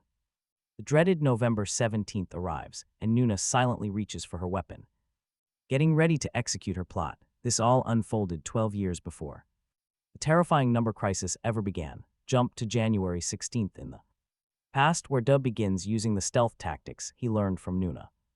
He was secretly plotting an escape route, mapping out every blank space along the mountain trail. Since their heavy argument, the two had completely stopped speaking. It was not a hostile fight, but the lingering tension was far too awkward. By March 7th, his close friends were finally relieved of their duties. Soon after, both of their floating numbers instantly dropped to 0 following a series of petty crimes. That was when the terrifying truth of those floating numbers finally hit him. He stood paralyzed by the sheer volume of deaths the albino girl was planning to cause. He forced those thoughts away, trying not to care, since staying alive was his absolute priority as the deadline drew closer. By July 28th, persuading his friends was becoming nearly impossible. He watched his female friend grow even more cold and distant than before, while the bald guy's violent antics became impossible to ignore. He simply couldn't explain why, but everyone around him felt deeply broken. By the time October rolled around, he still wondered if Nuna's grand plan would actually work. As for his own path, he only cared about pulling as many kids out of this hellish school as possible, but deep down, a heavy doubt lingered. Could he actually convince his other classmates in the honor class to join him? Meanwhile, in the classroom, the teacher evaluated the quiet girl, Soe, and Daum. She casually warned the red-haired student to avoid the dark, eerie hallways. Then she turned her focus onto Daum, calling him a strange, twisted boy. She brought up his personal diary, claiming his dark words masked his real feelings. She assured the class that she knew the truth and they shouldn't worry at all. She promised to personally talk to Daum and get everything back under control. She urged the others to report any similar behavior among their fellow classmates immediately. She wanted to keep everyone on her side, but guess what? A shadow watched. The albino girl heard every single word through her hidden listening bugs. She sighed, annoyed that her favorite secret diary wasn't private anymore. Finally, November 16th, 2012 arrived. The helmet-wearing teacher prepared to leave. It was time for her bloody revenge, 12 years before the serial killings. Chaos erupted instantly. A bleeding, wounded teacher bolted down the hallway. She pointed her pistol and fired wildly at Nuna, but the girl effortlessly dodged. Nuna calmly asked what was wrong, taunting her for missing an easy shot. She got in the woman's head, whispering that a pistol shouldn't miss here. The terrified teacher shrieked that Nuna would never get away with this madness. Mocking her panic, Nuna calmly demonstrated the proper way to shoot. Squeeze the trigger slowly with both hands, like gently sliding in a needle. With a sharp blast, she shot her teacher right through the chest. Her counter clicked down. The woman was dead. Suddenly, her science teacher opened fire, sarcastically praising the albino girl for learning his lessons so well. He bragged that he was the one who taught her how to handle weapons. But Nuna quickly ducked behind a heavy door to dodge the lethal hail. She silently counted each gunshot, waiting for his magazine to run completely empty. The instant his gun went dry and he reached for another mag, she pounced. Throwing a white lab coat over his face, she lunged at the man. Nuna remembered promising Daum that they would save so many innocent lives later. But to save those kids, she had to erase these monsters first. Her countdown dropped again as she finished him. Downstairs, our main character heard the gunshots and knew Nuna had started. He quickly urged his terrified friend to climb out of the bedroom window and run. Meanwhile, the white-haired girl stood pointing a loaded gun at the chubby teacher. The cornered teacher sneered, spitting that the girl had always been arrogant. She claimed she only tolerated her small rebellions because they served a purpose. But in the end, the girl chose betrayal over the grace of her upbringing. Nuna coldly mocked her, amused that she still refused to admit her sins. Even facing death, the proud woman refused to confess her mistakes. She looks completely at peace, like she found enlightenment, but as the villain she should crawl and scream in the most pathetic way until her final breath. Instead, she just smiles, begging for a little taste of this beautiful madness. Suddenly, a figure steps up and presses a cold blade against her throat. A student dressed in pitch black tries to halt her bloody quest for vengeance. The instructor quietly apologizes, admitting that she is not the only one who sees the numbers this semester. Then, another shadow emerges, leveling a gun directly at her and repeating that same eerie truth. Looking at her classmates from the honor room, she realizes they have turned on her. She demands to know why they are doing this when she only wanted to save them. But the girl with bangs just laughs, telling her that nobody ever asked for her help. Graduation was so close, and so was their chance to serve the mother goddess. The instructor sighs, muttering that if she had not ruined everything, their future would be perfect. Hearing this, Nuna remembers the old comic books, where the brave crow hunts down the bad guys. It hits her then. Every single student here is already brainwashed by the school's twisted rules. It is way too late to save them. They are far past the point of rescue. In her eyes, they are monsters now, so she slowly raises her gun. Without hesitation, she opens fire on the very classmates she grew up alongside, leaving Daum and his companion completely terrified. They scramble to block the entrance, desperately piling up desks to keep her out. Daum mutters that he checked the window earlier, but it is completely sealed shut. His red-haired friend suddenly steps out, leveling a weapon at Daum and ordering him to freeze right there. He warns that Nuna has played them all for fools. Meanwhile, in the comic, villains terrorize the innocent citizens. From high above, an ally warns the hero that the syndicate has seized the entire city and Claw will need serious backup. But for the caped crusader, none of that matters compared to saving lives. He drops a cheesy, heroic line about bringing his heavy coat for the storm. Back in the real world, a blood-spattered Nuna mutters to herself, realizing she is missing her coat, just like the hero in those pages. Right there on the wall, she spots a dark trench coat. A twisted smile spreads across her face. In her broken mind, this is her official superhero uniform. She slips it on, stepping out as she brainstorms her epic vigilante name. Behind her, bodies lie scattered across the cold floor like defeated enemies. Or at least that is how her fractured mind sees these innocent victims. Back in the corridors, Daum and his ally are completely cornered. Panic sets in. Their only exit is blocked off. Chairs are stacked high against the window frame. Suddenly, Haniel steps out from behind, demanding they drop everything and turn around slowly. He claims they have both been utterly manipulated by Nuna. Confused, Daum demands to know what is going on. Haniel reveals he knew the purge was scheduled for today, so he warned the other children to lay low and avoid this foolish escape attempt. He wants the instructors to capture Nuna, urging them to give up and hide. Hearing this, Yule begins to recall the horrors of graduation, falling into a state of absolute, blind panic. Daum begs his friend to lower the gun, reminding him they do not need. As for the redhead, his friend needed to learn to face her fears. She couldn't always count on protection, realizing his friend was completely brainwashed. The serial killer drew his dagger. He was determined to escape this place, trying to convince his friend that something was seriously wrong. The redhead had to have noticed by now. But even while trembling, the redhead insists the teachers were completely right. There was no reason for them to lie, they just hadn't worked hard enough. Crying, he questions everything. If this whole place was a lie, then why did they suffer through all of it? In his 10 years there, he actually had to kill 2 people. What would their lives even look like outside? Daum lowers his dagger, telling the redhead not to think about that now. He mentions a book saying they are only children, that it is the adults who did this to them who are wrong and need to pay. He reaches out one last time, begging his friend to escape with him. Right at that exact moment, Nuna steps into the room. They all stare in absolute shock. If she was here, it meant Haniel had failed. She looks at the redhead, casually mentioning he was the one who snitched on Daum's little escape plan. Meanwhile, back in the comic book's Claws, partner reveals he finally uncovered the truth about the mysterious criminals. They were students trained from childhood by a villain defeated 10 years ago.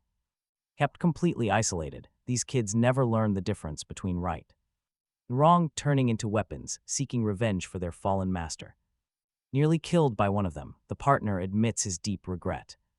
He blames himself, wishing he had finished them all years ago.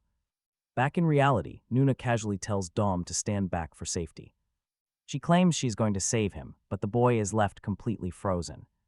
With a single cold shot, she kills the friend he tried so hard to protect, and she is not done yet. Yule is her next target. As she aims, Gang-chan bursts through the door ready to fight. Even with the element of surprise, he stands absolutely no chance against her. Honestly, how delusional can she get? She expects total gratitude.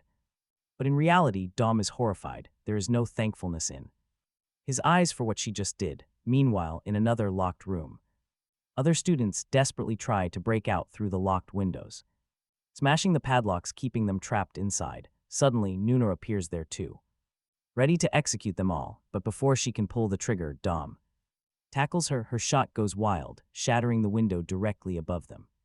Shards of glass rain down, making the boy scream from the painful cuts. Around him lie the bodies of students who never made it out. He screams at her in desperation, demanding to know why she did this. She calmly answers that someone had to do it, because otherwise they would all grow up to be criminals and villains, just like the comics. Devastated and furious, Dom charges straight at her, still yelling why. Meanwhile, at the entrance, a dying student begs Mr. Helmet for help. The man looks up at the stairs, realizing something terrible is happening.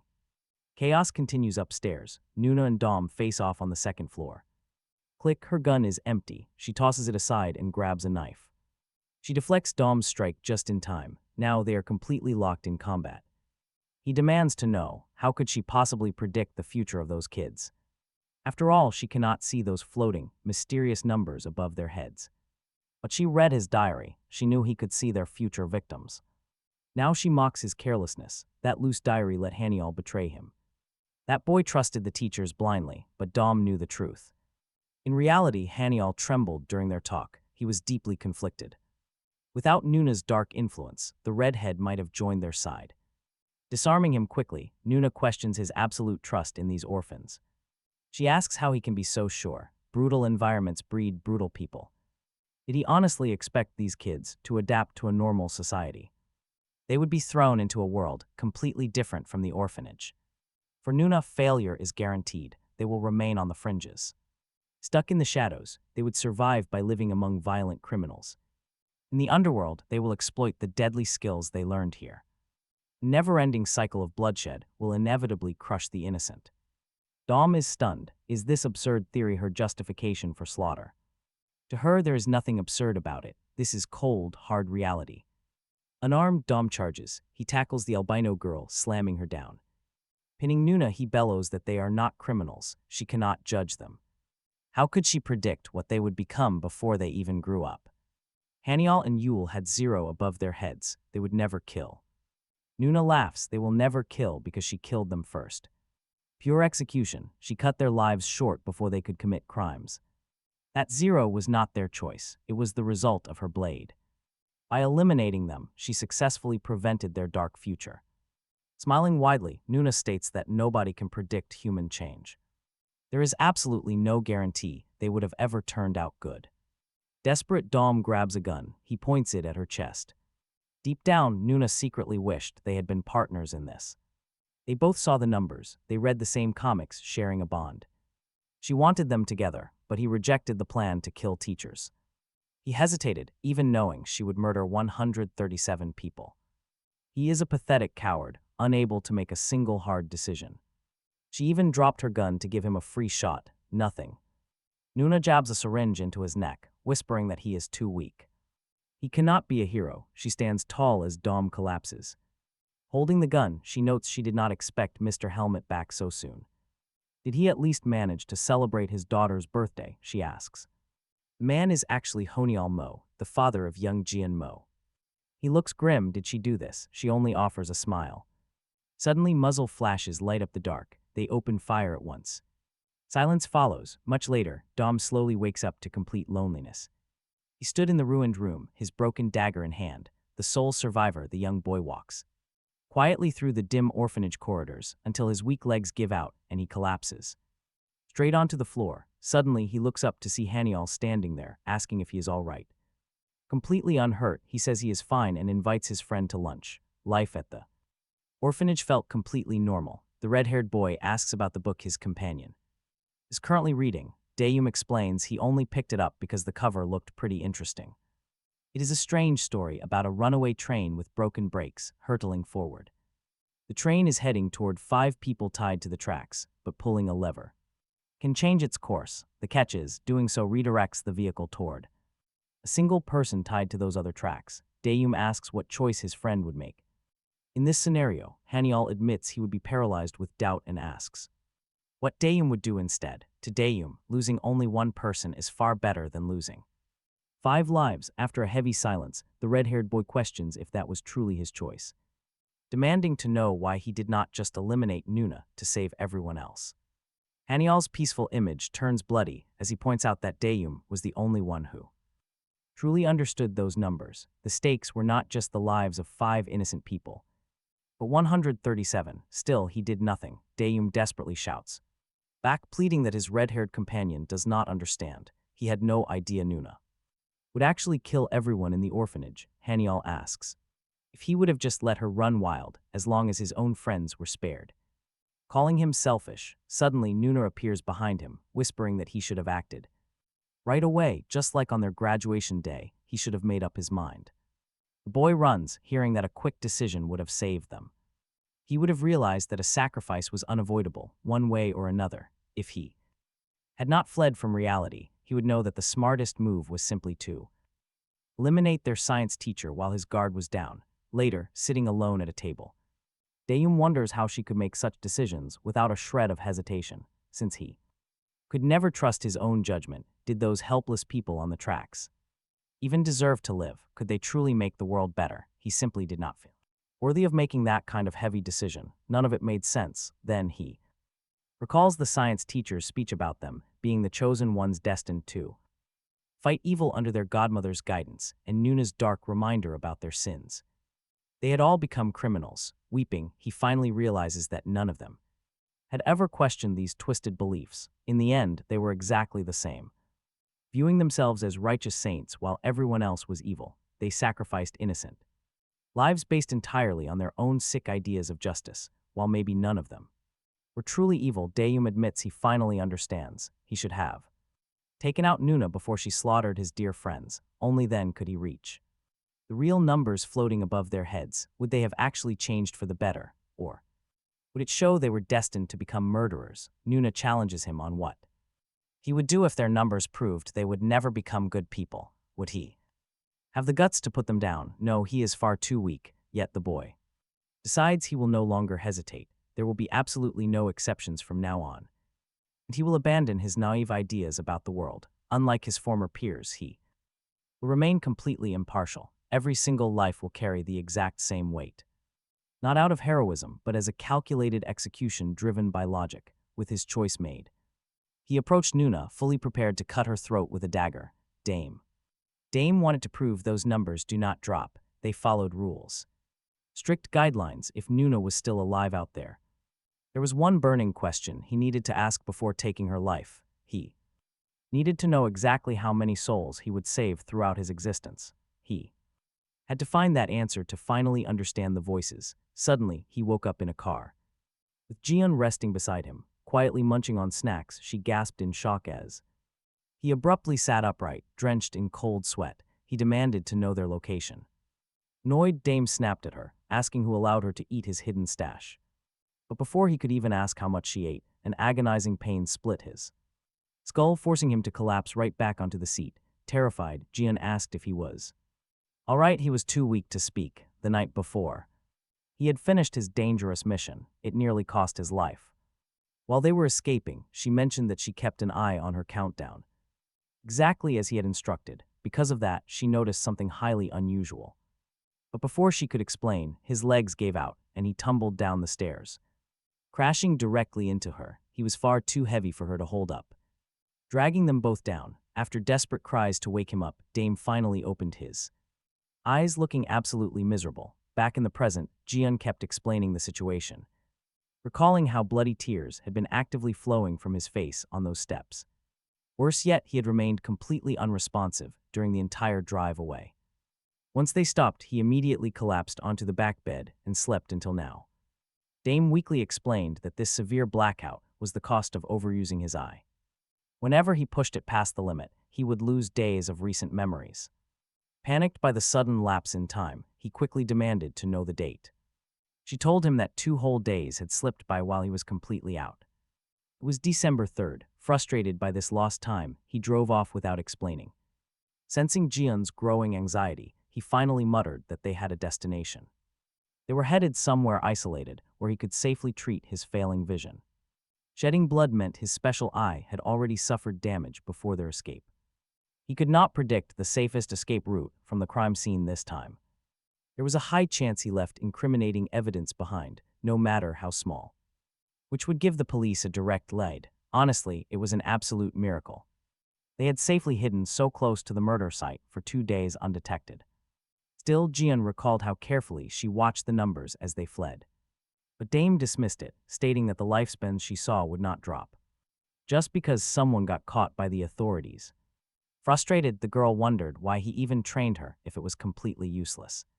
Sighing, Dame clarified he was not blaming her. This mistake was entirely his fault. For the past 40 days, he had pushed his eye relentlessly to foresee the absolute best outcomes, fully aware that a sensory overload was coming. Jiun quietly questioned if he took this extreme risk for that silver-haired lady. Knowing the terrifying price of overexerting his supernatural vision, she tried to recall the woman's name, whispering variations of Nuna under her breath. Because she couldn't remember the name clearly. Hearing this, Dam suddenly slammed on the brakes, sending her forehead crashing hard into the dashboard. He demanded answers.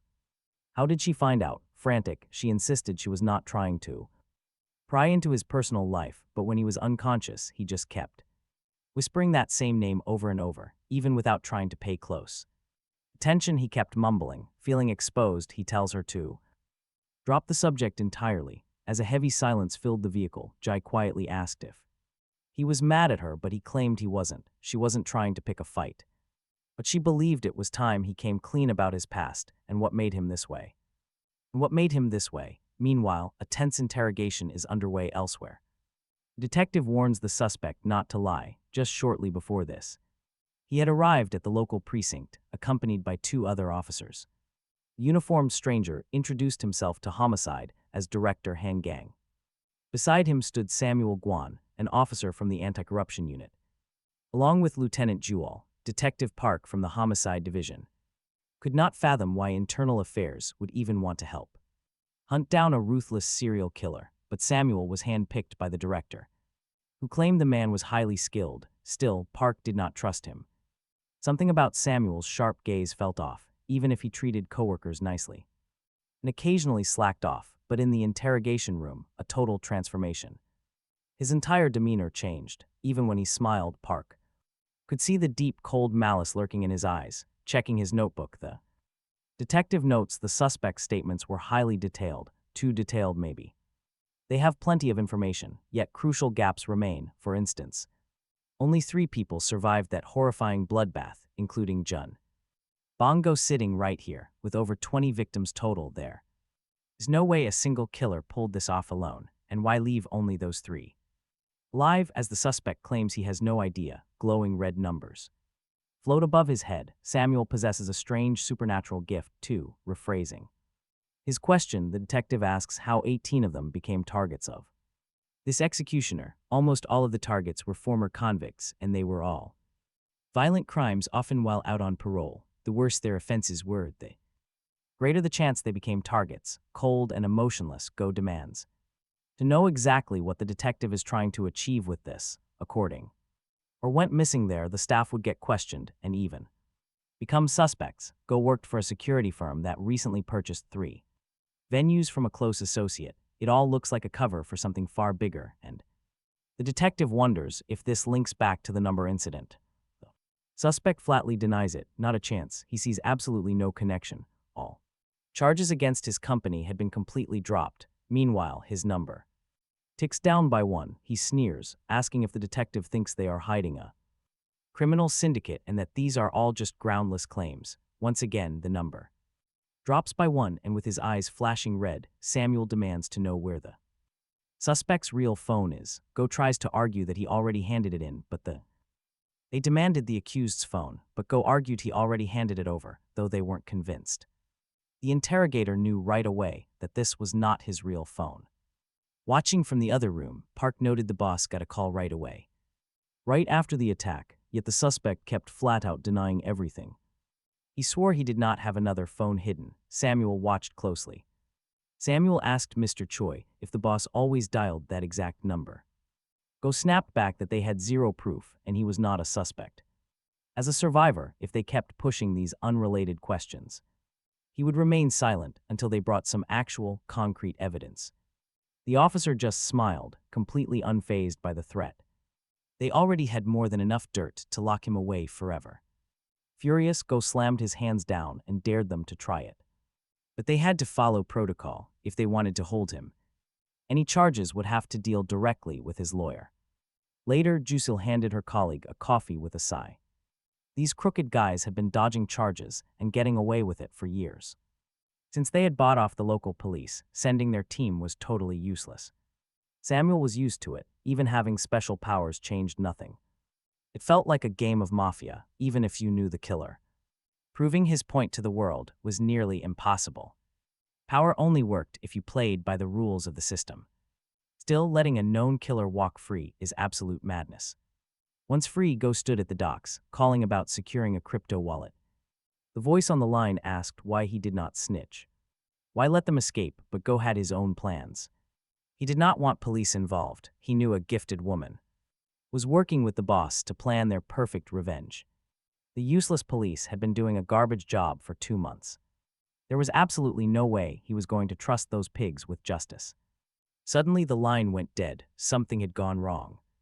Go realized his other allies had gone completely silent too. Even his ride was late. Suddenly, a figure crept up behind him. A wire wrapped around Go's throat. He gasped, asking who it was. Samuel whispered back. He completely agreed that the police were totally useless. They only cared about rights, never actually locking up the bad guys. So he decided to end Go's life right here and now. No weapons, no loud knives, just a very slow, painful finish.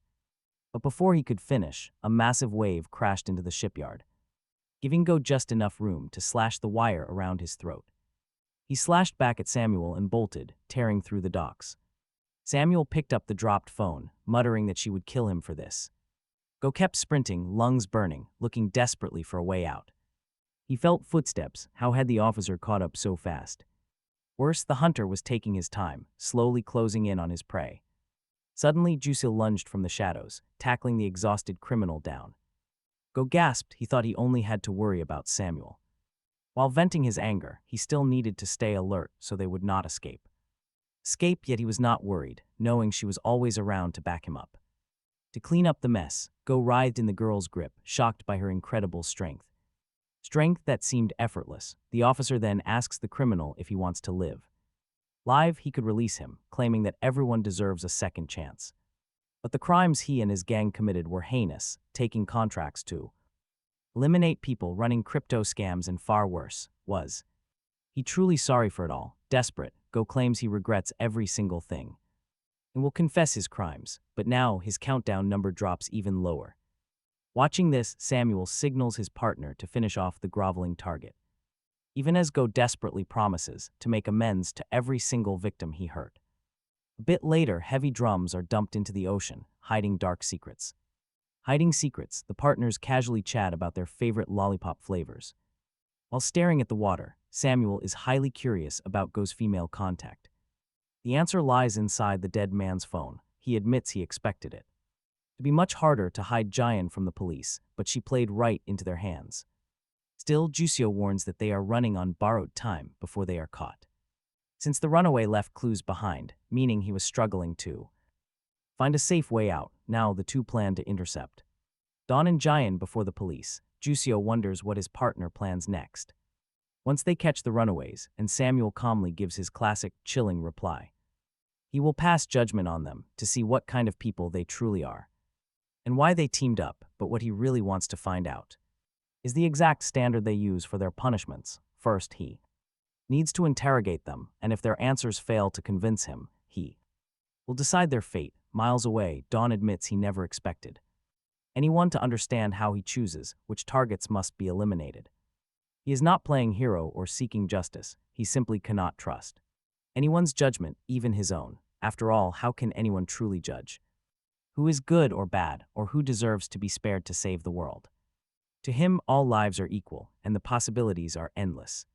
He will do whatever it takes to walk the path that saves the most people. And with that, he explains his entire motive and asks if Jiun is satisfied. Satisfied, meanwhile, the police shift their focus and decide to target Jiun first. A few days later, Jiun leaves a grocery store with her supplies, including new clothes, water, and protein bars. Suddenly, a random woman taps her shoulder, wanting to talk about faith. Panicked, the girl mutters an apology and quickly runs away from her. She is terrified of being recognized, causing her to react so desperately. Even though running like that only makes her look incredibly suspicious. Her face was partially shown during a stream, and it haunts her. She calms down slightly as normal people pass by without a glance. It has been 2 weeks since that fateful video went online. Most people have probably forgotten all about it by now. Coincidentally, 2 weeks is also the exact amount of time since she met him. He laid out his entire story and motivations, but even after hearing everything, she was left completely dazed, as if none of it was real. It was impossible to believe such horrific things were happening in her country. From what she gathered, the killer's revenge target was Nuna, but Dom explained that he was not driven by revenge or some heroic duty to stop her. He only targeted Nuna because her death count was exceptionally high, meaning she would kill countless people. To him, if he did not treat everyone equally, he would be no better than her. Yet, Jiun knew Nuna possessed another ability. Unrelated to numbers, she could see exactly how many lives someone would save. Dom agreed, but admitted that this was a contradiction he could not understand. There was a massive paradox there. Suddenly, the sharp wail of police sirens caught them off guard. Luckily, the flashing patrol car only passed by far away, but they still were not safe. That is when Dom handed the girl a phone and an envelope, explaining that his eye was finally healing. He could see the death counts again, but nothing more, only after 2 or 3 days would his vision clear enough to find a safe way out. The best option was to lay low, but he had no idea what kind of clues they left behind. With the police likely closing in, they had to wipe away every single trace that could lead to their arrest and relocate as fast as possible. He planned to prep the getaway car while she went into the city to buy essentials from his shopping list, including a cap, new shoes, and clothes. Walking through the crowded streets, Jiun stared at the remaining lifespans of random passersby. Her mind spun, comparing Nuna's bizarre gift with Dom's numbers and that famous trolley dilemma. Is it really better to sacrifice one person to save 5? The logic seemed sound, yet it felt deeply wrong. What if someone's high death count was simply because they served in the military or police? What if they only took lives to get justice against brutal criminals in an extreme scenario? What if a vigilante was hunting down evil psychopaths to save innocents? Does executing anyone with a high death count actually make the world safer? But let us be clear, Nuna was definitely no hero. After all, Nuna could never guarantee that those orphans would grow up to be good. They might just trigger a brand new cycle of violence that harms innocents. In a twisted, deeply unsettling way, Nuna actually had a valid point. Her logic was morally bankrupt, but looking at it realistically, these kids had 0 positive role models to follow. Right then, Jiun recalled the bitter mothers who whispered about her back in grade school. They whispered that there was simply no way she could grow up to be good, arguing that with a father locked in prison, she had no positive example. Those cruel memories left her breathless as she reeled from the pain. Suddenly, Dom's face flashed in her mind, declaring it was reasonable to kill potential threats before they harmed others. He had fully agreed, stating that if his own friends became murderers, he would eliminate them instantly. He felt 0 regret about trying to kill her back then, focusing purely on the fact that she was destined to be directly responsible for 43 and 26 deaths until a child suddenly stared at Jiun. The young child pointed out to his mother that the girl looked incredibly pale, and the woman agreed, asking if she was doing okay. Jiun claimed she was completely fine, but there was no way she could feel normal after discussing all that death and killing. With Dam, she couldn't help but wonder if her destiny was to take countless lives. Sitting quietly at the bus stop, she suddenly noticed the remaining lifespans of the mother and child who had just approached her. The numbers were rapidly dropping. Looking around, she saw everyone else's times were ticking down just as fast. She stood up in a panic, trying to comprehend this massive, synchronized countdown. Just as her bus finally pulled up, a terrifying realization suddenly washed over her. Now get this, every single person with a falling number boarded that exact same bus. Jian's vision only showed 2 units of time at once, like years and months. Or days and hours split by a colon. It felt like learning to read a clock from scratch, forcing her to quickly memorize what each set of shifting digits actually meant. But watching these strangers' remaining seconds slip away was too much to bear. She knew a horrific tragedy was looming right around the corner. Yet she noticed a few passengers whose timers weren't dropping nearly as fast. Sure enough, after a couple of stops, those specific people got off. It was a grim cycle. Doomed passengers boarded, while the safe ones departed. They had exactly 19 minutes left before this ride reached its tragic end. Suddenly, the sweet little boy from earlier gently tugged on her sleeve. He offered her a sweet, explaining that candy always made him feel better when sick. His father would always reward him with his favorite treats after taking medicine. Jian smiled warmly, assuring him she was fine, and asked if he liked strawberry flavor. With a bright grin, the boy nodded. Knowing his time was short was heartbreaking. Right then, Dam called her phone, asking what she was up to. Overwhelmed and desperate, she begged him for help and explained the situation. She gave him her bus number, warning him they only had 17 minutes left. Judging by the route, the disaster would strike in 5 stops. Dam asked if she could spot anything unusual, but it seemed completely normal. She urged him to predict where the crash would happen while she tried to evacuate people. To narrow down the cause of the disaster, Dam asked for passenger photos. He wanted to check if anyone on board had an unnaturally high death toll. When he explicitly requested a photo of the driver, the truth hit her. If the driver caused an accident, those casualties would count toward their death toll. To Dam, this was basic logic. A vehicle is simply another weapon. Crashing a bus into a crowd is no different than stabbing them. Even with that logic, she still couldn't equate a tragic accident with murder. Dam pointed out that intent does not matter to the universe. Accident or malicious intent, if it results in bodies, it counts. Besides, if she truly wanted to save these passengers, there was one hope. She had to pray that the culprit was actually on this bus. If this was a massive natural disaster, no single person would take the blame. In that scenario, no one's personal death count would increase.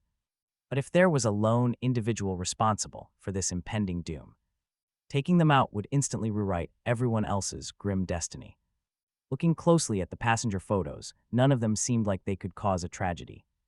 A horrific crash was looming, and Jiun felt her desperation clawing at her chest. Once a person's lifespan or death count was locked in, fate was sealed. It was absolute. Meanwhile, Dom rushed toward the designated crash site. She had to prepare for 3 possible outcomes of the upcoming disaster. Dom might catch the culprit at the scene, or a hidden killer was lurking. Worst of all, there might be no culprit, just a brutal, unavoidable accident. Innocent lives would just end. Jiun asked what the odds were of finding a suspect. To Dom, those percentages did not matter in the slightest right now. They had to assume the absolute worst and act as fast as possible. Jiun needed to clear the bus, even if it seemed completely futile. Without another word, Dom abruptly cut the call, leaving her hanging. His cold negativity irritated Jiun. Already, more passengers were boarding. She only had 14 minutes to get everyone off this death trap. Right in front of her, a passenger was fast asleep, oblivious. A small lighter peeked from his pocket. Jiun carefully reached out to grab it. She quietly tore some stuffing from her jacket, preparing some tinder. A full fire was not needed, just enough smoke to trigger a panic. But as she flicked the lighter, the stubborn spark refused to catch. The moment a flame burst to life, the bus lurched violently. Jiun lost her footing, and the precious lighter slipped from her fingers. An old woman nearby snatched the dropped lighter and reached out to return it. Suddenly, a sedan cut off the bus, forcing the driver to slam the brakes. Caught completely off guard, Jiun had nothing to hold on to. She pitched forward, smashing her face directly into a cold metal pole. Someone's heavy foot came down, instantly crushing the lighter to pieces. Dom's warning echoed in her head. She had to do whatever it took. But his words felt hollow now. Nothing she did was making a difference. Honestly, it is terrifying how an invisible hand was blocking her every move. Meanwhile, Dom paced the street, studying the passenger photos Jiun had sent. He knew the harsh reality. Those ominous death counts were set in stone. Back on the bus, Jiun managed to grab an emergency escape hammer. Yet destiny was a cruel master that refused to be rewritten. The hammer slipped from her grip and flew right out the window. Spotting her stumbling, the driver yelled for her to hold the handrails. This was passing the point of bad luck. It was chillingly unnatural. First, the lighter dropped and shattered under an accidental heel. Then her desperate attempt with the emergency hammer ended in disaster. The heavy tool just vanished into thin air, thrown out of the bus. Some unseen force was keeping her from saving these people. Was this the terrifying reality of the absolute destiny Dom had warned about? Suddenly her phone vibrated. It was an incoming call from Dom. He had combed through the entire perimeter of the upcoming crash zone. Exactly as he feared, there was no obvious hazard waiting for them. No reckless drivers, no signs of danger, absolutely nothing in sight. Looking at the surrounding streets and buildings, a structural collapse was highly improbable. A rollover, crash, or massive explosion seemed far more certain. But those were less likely. Once the bus got closer to him, it would be easier to eliminate different possibilities of what was about to happen. Either way, he knew she shouldn't hold out hope for changing their fate. Only 12 minutes and 24 seconds remained, and Jiun needed to think fast. Once a lifespan was determined, it was set. No changes allowed. A mysterious force always prevented it, but that made no sense. Following this theory, Number should also be prevented from killing destined criminals. If they died before committing their crimes, their counts would change, so the fact that Number could eliminate them was a paradox. How did he bypass fate? How did he kill them? She recalled his previous lessons, where he taught that her powers could reveal the loaded weapon. She also remembered him mentioning overloading his eye by using it nonstop for 40 days. Suddenly, she knew exactly what she had to do and quickly stood up. Now only 11 minutes and 9 seconds remained. She grabbed a fire extinguisher near the door and tested her theory. Inside the bus, she only had 10 minutes. Stepping outside changed everything. Her original 30 years and 9 days returned. Two things became clear. First, simply staying inside guaranteed her death in just minutes. And second, unlike other people, she could change her future at any moment. Her lifespan could change freely anytime. Jiun calculated that in a few seconds the bus would turn sharply. On that turn, the fire extinguisher broke loose, rolling across the floor. The girl quickly snatched it up. Now she finally had her chance. She realized that whenever Number eliminated a target, he calculated every move using his own countdown to calculate the best possible action. Sure, he was running from the police, but did he have another motive? What if he used his lifespan to change his destiny? Thinking this, she made a desperate run toward the driver, who demanded to know what she was doing. Jiun immediately planned to cause an accident before the fatal crash could actually occur. A minor collision that would keep all the passengers safe. She had to extend her lifespan without stepping off the bus, believing this would somehow save everyone else inside the vehicle as well. She forced her move. The driver completely lost control of the steering, swerving directly into a roadside pole. Meanwhile, high above, Dam monitored the crowd's lifespans, his eye aching from the strain. Jiun called, and as they spoke, his eyes locked onto a suspicious figure in the crowd, a target with an incredibly high number. Number ran ahead to stop the looming tragedy, staying on the line. Jiun was frantic. Every plan failed. 4 minutes and 25 seconds ago, the bus struck the pole. A police car soon approached to investigate the crash scene. Just as she predicted, no one died. A major accident occurred, but thankfully nobody was seriously hurt. The police quickly arrived.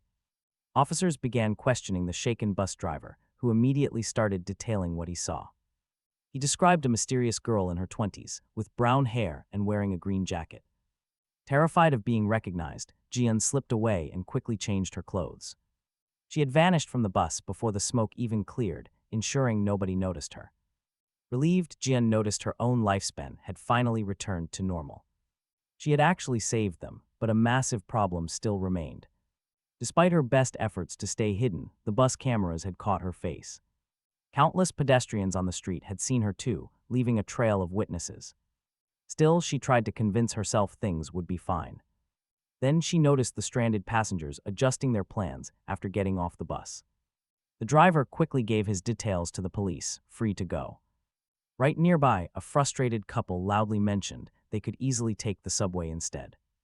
They figured it would actually get them to their destination even faster. Since most of the passengers were heading to a concert, they followed suit. That was when Jiun realized something was horribly wrong. Every single person with a dwindling lifespan was walking toward the exact same station. She desperately sprinted toward the entrance to confirm her worst fears, and there it was. Every doomed passenger was heading directly to that station. Over the phone, she frantically explained to Dam that these people were originally destined to die. She knew it because the moment she left, her numbers reset to normal. But now the tragic event had merely shifted form, turning into a subway incident. Because of this shift, their fatal countdowns remained unchanged. Oblivious to the danger, the passengers happily chatted about arriving even faster. The irony was brutal. The quick police response only made them rush to their doom. With the crash cleared, they headed straight for trains. The crash happening right next to the subway entrance was no accident. It was far too neat, a calculated script forcing them toward their deaths.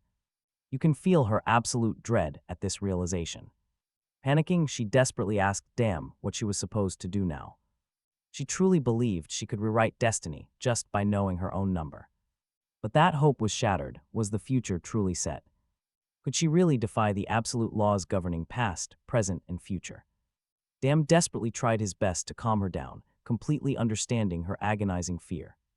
He had also spent ages searching for ways to lower those deadly numbers. He wanted to change fate without resorting to executing the destined criminals. Her self-awareness was real. It actually altered the timeline. By focusing on her own number, she could resist the crushing pull of fate. But here is the catch: destiny always tries to correct its course. To make it stick, she had to strike while her self-awareness was active. She had to force a permanent change, right now. But first, she needed to focus on the real culprit behind this disaster. An actual criminal was actively moving to trigger the tragedy. He was heading to the station right now, with Diane trailing close behind. Since his eye was still healing, she had to act fast. He needed to eliminate this target quickly because she possessed dangerous self-awareness. The choice was simple: kill him, or let everyone die just to keep her own hands clean. It was a heavy decision she had to face entirely on her own. Suddenly, memories flooded back of her promise never to become a ruthless killer like her father. She remembered the cold whispers of people claiming she would become just as bad. Was this the bloody legacy everyone wanted for her? If so, she would gladly accept it. She had once promised her friend she would never become like her father. All she ever wanted was to live a completely normal, happy, and emotionally stable life. But when that friend was murdered, her peaceful world completely shattered. Immediately, cruel people began pointing fingers, claiming she was just like her murderous father. Their rumors forced her out of school and put her life on display. Drifting in deep despair, she realized she could never escape the shadow of being a killer. Just at that exact moment, Dam called her phone, instantly snapping her back to reality. With only 5 minutes left on the clock, a horrifying disaster was about to unfold. She had to make a choice, and she had to make it now. Would she hunt down the culprit to save those people, or watch every single one of them die? Jian doubted her own strength. How could she take a human life like this? Without warning, the entire train screeched to a halt as it pulled into a new station. The terrifying culprit stepped directly into car 2 as the doors opened. Number confirmed Jian was currently in car 6 and told her they had to meet up. He was blocked and could not get past the culprit to reach her. Since he could not get close enough to finish the job, she had to move to car 2. She needed to hurry. Confused, Jian asked what it was he wanted to hand over. Dam had lethal injections, ready to put the target down for good. All she had to do was get close and slip the poison in without being noticed. Still, Jian hesitated, desperately asking if there was any other way out of this. Number knew that saving everyone was ideal, but from his bloody experience, it was impossible. With no other options, she reluctantly headed toward car 2. As she walked forward, she watched the red lifespans of the innocent passengers around her drop. The danger was escalating, with the victim count already jumping by at least 10. How was this twisted criminal going to kill them all? A bomb, fire, or chemical weapons? Most likely it would be arson. It was always the same sickening pattern. No matter the motive, this was just an evil monster about to end dozens of innocent lives. Honestly, what kind of sick monster does this? It is terrifying. Would it really be so bad to just eliminate one monster to save everyone else? Suddenly, the train jolted violently, sending shockwaves through the cabin. The sudden movement tore open the criminal's backpack, spilling several highly suspicious items onto the floor. Lighter piles of trash and bottles of gasoline rolled out of the pack. A man distracted by his phone rudely barked at her to get out of his way. Looking down at the mess, he arrogantly asked if she was some kind of beggar. This obnoxious passenger sneered at her things, calling them trash before kicking them across the car. But the moment he grabbed a stuffed animal, the criminal lost her mind. She started screaming hysterically, begging and pleading for him to return her precious plush toy. Another sharp jolt of the train threw her hard against the floor. Instead of helping, passengers whipped out their phones to laugh and film. The obnoxious passenger keeps shouting at her to get out of the way, but just by. Gazing into the woman's eyes, Jiun knows the desperate criminal has no other choice but to commit her terrible act. Something feels wrong and damn. Asks what happened. Meanwhile, Jiun suddenly snatches the criminal's bag and bolts through the train cars. The woman chases her, desperate to retrieve her stolen bag to complete the crime. Damn simply cannot understand why Jiun would take such a risk. She has to get her hidden weapon back from the other car.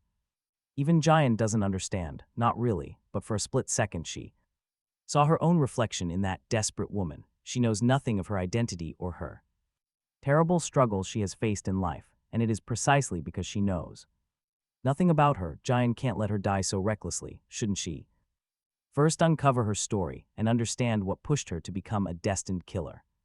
Meanwhile, Dam shouts at her that merely stealing the woman's bag won't alter fate. She will still have to choose between saving the innocent passengers or the killer, but Jiun asks if he is truly sure that the future is set in stone. Ever since that tragic bus accident, something has made her unbelievably uneasy. When the target shifted from the bus to this train, Jiun saw the passengers' remaining lifespans. The people who were previously on the bus had their lives ticking away even faster. In other words, the future of 10 more passengers grew far worse the moment they boarded this train. For a brief moment, Dam falls completely silent, unsure how to answer her. For Jiun, there are still far too many mysteries surrounding the logic of these numbers, and there has to be some loophole, a way out. Now she has made her decision. She chooses the third option. She will save everyone. Dam cannot fathom what he is hearing. It is as if she completely ignored every single warning he gave about his countless failed attempts to alter the future. Knowing it is impossible, but Jiun believes those attempts failed simply because she was not by his side. Besides, the only numbers he can see represent how many lives a killer will take. This is something she must try, and only she can do it, since she is the only one who can see the number of victims. According to the rules, self-awareness allows her to change the future. The real problem is that the moment she stops using her ability, fate forces itself back onto its original path. Previously, Dam saved a family of 3 only by killing the destined murderer. Following that logic, she must shatter the very flow of fate while using her power. Jiun reflects. Up until now, Dam has only managed to change a killer's murder count by killing targets. No other option worked. Never. He was trapped because he can only see the direct body count, never the actual victims. But Jiun is different. In her case, she can see both the victim count and their remaining lifespans. So instead of killing the culprit to save lives, she will stop the crime first. She will block the act entirely. Following this line of thinking, she might actually save both sides. But to Dam, this is absolute insanity. If it were truly that easy, they would not be in this mess. Jiun will fight. She will use her power until the passengers' lifespans run dry. Right now, they had only 2 minutes and 1 second of life left. She was going to use her abilities to shield everyone from the cruel, gripping forces of destiny. Maybe she could keep everyone alive even after their lifespans officially ended. By doing so, a brand new path would open, carving out a future completely free from fate. Dame, deeply worried about Jiun, wondered if she could actually survive this. Could her body actually endure the sheer agony of pushing her powers this far? Her eyes practically burned as she forced her abilities to keep running without a break. Eventually, the excruciating pain became too much, and she collapsed heavily onto the floor. Squeezing her eyes shut, concerned passengers rushed over to Jiun, asking if she was okay.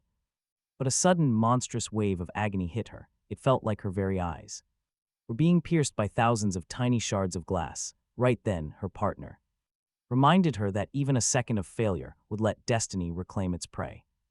As she glanced down at the backpack that had tumbled onto the train floor, Jiun noticed a dark liquid slowly seeping out, without her even realizing it. The container of gasoline inside had cracked open. Soon, the passengers nearby, who had rushed to help, noticed they were already drenched in the flammable fluid. Following the smell, she saw a trail of fuel stretching all the way back. Just then, the crazed woman destined to cause this disaster finally found her.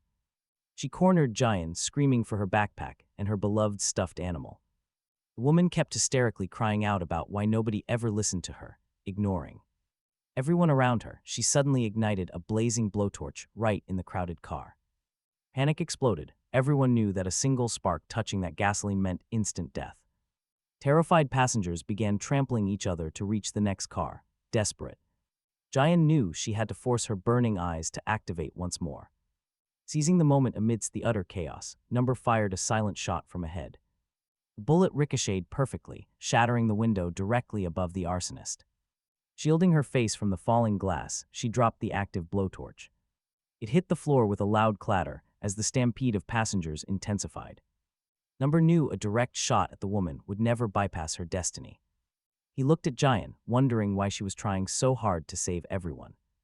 Even though it seemed completely impossible, he secretly hoped for a miracle. Maybe, just maybe, everyone would survive, but the truth was they knew nothing about that arsonist. Nobody felt any pity for her or her tragic life. Sneaking gasoline and a lighter onto a crowded train was a conscious choice. But what if this was truly the only path left for her? Maybe it was the desperate cry of someone whose entire future had been shattered. Before the woman could react, Jiun snatched up the leaking gasoline. She dumped the remaining fuel right over her own head. Neither Dame nor the criminal ever expected such a crazy move. Only 42 seconds remained. Jiun felt that she, of all people, could not abandon this woman's future. Activating her powers, she saw the sheer terror of the trapped passengers. They were completely cornered, and any spark would turn this car into an oven. Sprinting through the train, she desperately searched for a way to save them all. She had to find a path where both she and the passengers could live. Furious that her plans were being ruined, the criminal lunged forward to grab. She snatches the blowtorch from the floor, pointing it at Jiun. At that moment, the train exits. The dark tunnel now is her chance. She must stop the criminal. With less than 10 seconds left, she manages to shove the frantic woman right toward the train doors. She will not yield. The woman ignites the blowtorch again, desperate to set her rival ablaze. Terrified of the flames, the girl moves quickly, smashing her heavy backpack into the woman's grip and shattering the glass. She knew that window was already weak from when Dam shot at it earlier. The bag packed with highly flammable chemicals flies right out of the shattered train, plunging into the deep sea. Trembling with relief, she calls Dam, asking if he saw what she did. She did it. She actually changed the future. As the chaos settles, the train halts, allowing the passengers to safely escape. Dam suddenly appears behind the exhausted girl and drapes a jacket over her shoulders, advising her to hide her face and slip away before the swarm of arriving police spots them. Taking a quick look at the passengers' lifespans, she's absolutely certain they'll now live normal, peaceful lives. Jiun feels a wave of pure, overwhelming joy. Not only did she manage to rescue every single passenger, she did it without taking a single life. As the adrenaline begins to fade, Dam quietly points out that she made a massive scene despite his clear warning to stay low, especially with cops everywhere. Still, she refuses to let her triumph be ruined and proudly takes his words as a compliment. She then points out that since they now know fate can be rewritten, maybe her destined kill count is also subject to change. She promises to do whatever it takes to alter those terrifying numbers. With newfound hope, Jiun tells him they no longer have to choose who to sacrifice. They can save everyone. But while she celebrates, Dam stays dead silent. Before leaving the busy station, he mutters that they still need to verify something. Together, they head back to the chaotic platform, now swarming with first responders. Jiun has no idea why they came back here or what they could possibly find. Then Dam explains her own logic back to her that sacrifices are no longer necessary. She managed to save 27 innocent souls, but instead of tackling the root cause of their demise directly, she simply dragged them past the exact moment they were destined to perish, artificially lengthening their lifespan. By doing this, she accomplished her main mission of keeping them alive. But here is the catch: did she actually go back and check the attacker's remaining lifespan? Just ahead, armed officers lead the bound woman toward the exit, walking right under a heavy metallic sign. The very instant she walks beneath it, the structure snaps, plunging straight down onto her head with a sickening crunch. Jiun freezes, absolute horror. This cannot be happening, not like this. Everyone is completely speechless by the freak accident, since the massive sign somehow only struck the killer. Staring at her, Jiun realizes with a sinking heart that the woman's time had officially run out. Panic taking over, she desperately sprints forward, screaming out for her to stay alive, but before she can reach the fallen body, she trips and falls. Damn's dark warning echoes. She does not understand the truth. Fate's numbers are completely set in stone. Criminals, only then would the numbers floating above their heads finally vanish. Lost in thought, she flinched as an officer reached out to help her, asking her to remove her beanie to confirm her identity. Instead of complying with the female officer, Jiun jumped up and bolted from the station. Cornered in a dark alley outside, she demanded if Dam knew this would happen. Certain he knew the tragic outcome, but chose to stay absolutely silent. He admitted that early on, he tried putting those destined murderers behind bars, hoping they would stay locked up for life. This was long before his return to Korea, but every single time a killer got caught, hidden crimes surfaced, guaranteeing a swift death sentence. Even those locked away met bizarre ends, like dying of cell wound infections.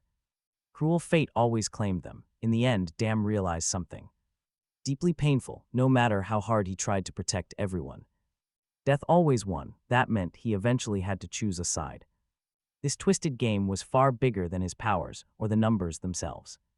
From leaving the orphanage to this exact moment, his life was just endless brutal compromise. Dam learned the hard way that saving everyone was completely impossible. Even when he thought he had finally won, he still lost someone. Through years of suffering, he understood the truth. The only way to survive was by choosing to save the absolute majority. He admitted he hid this truth to spare her from despair. He hoped another user with a different ability could somehow change this destiny. But reality was heartless. The numbers were entirely immutable. Jiun cried, refusing to accept that destined killers must always strike. Is executing them really the only way? She asked, voice trembling. As she screamed into her phone, a dark shadow loomed behind. She begged for another solution, utterly refusing to accept this cruel truth. Suddenly, the call cut to silent static. Dam froze. He knew she was in grave danger. Jiun was cornered. Samuel stood right behind her, pressing a sharp blade to her throat. Spotting her active phone, the killer smirked. He demanded to know who she was crying to, hiding behind his fake police uniform. Samuel ordered Jiun to immediately get back on the line with Dam. From his calm, chilling tone, she knew he was the true monster. He commanded her to call him back and lie about what happened. Pretend you dropped your phone, he instructed, telling her to play it cool. He ordered her to comply, warning he would count to 3. She unmuted the line. Instantly, she called out to her partner. Hiding his name, she spoke, but Dam instantly asked who was there. Samuel smirked. He recognized the clever use of a voice changer. Am I speaking with the legendary Vigilante? He asked mockingly. Knowing his cover was blown, Dam directly demanded his true motive. Smiling casually, Samuel admitted he was quite fascinated by his work. He proposed that the two of them meet face to face. But the arrogant killer had absolutely no idea what lay ahead. Dame knew the officer had a plan, but judging by his words, arresting him was never the goal. Had they been tailed at the subway, the officer would have cornered him right away. But because Samuel targeted Jihan first, they were already watched. They were tracked early, long before that subway incident. Samuel made it clear he had business with Jihan and did not care about her safety. He mocked Dame, taunting that a serial killer actually cared about her fate. The threat was clear: meet face to face, or the girl pays the price. 10 p.m. inside an abandoned building, or Jihan pays with her life. Without even a second of hesitation, Dame flat out refused the demand. To him, this detective was just another pathetic punk who could not fight without a hostage. Does the guy lack the guts to face him without a shield? Dame knew that even with a gun to her head, Jihan would not die easily. As the line goes dead, Samuel stares at the phone, completely stunned by this coldness. Total indifference. Were they really not close after all? A violent cough breaks his thoughts. Jihan is gasping for air.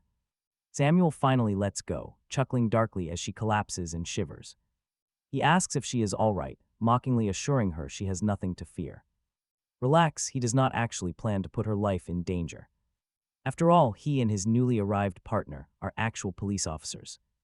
Real police officers do not go around murdering teenagers. This revelation only leaves Jihan feeling even more terrified. These monsters are cops. Seeing his partner frown, Samuel decides to leave. It was best to take this conversation somewhere else entirely. He will not force her, but there is a catch. She caused a massive scene at the station, and the police are looking for her. How long could she possibly survive on the run all by herself? If she ever wanted to see her serial killer friend again, she needed them. Terrified and completely overwhelmed, Jihan realizes she has no other choice. She climbs into the car. Meanwhile, far across the city, Dame is watching. He tracks her GPS. A blinking dot crawls across his screen. Samuel holds her phone, quickly realizing they are being tracked in real time. Even if the killer pretended not to care, he keeps tabs. Honestly, this whole cat and mouse chase is getting pretty insane. Sitting in the back, Jihan desperately tries to use her power. She wants to see exactly how much life this detective has left.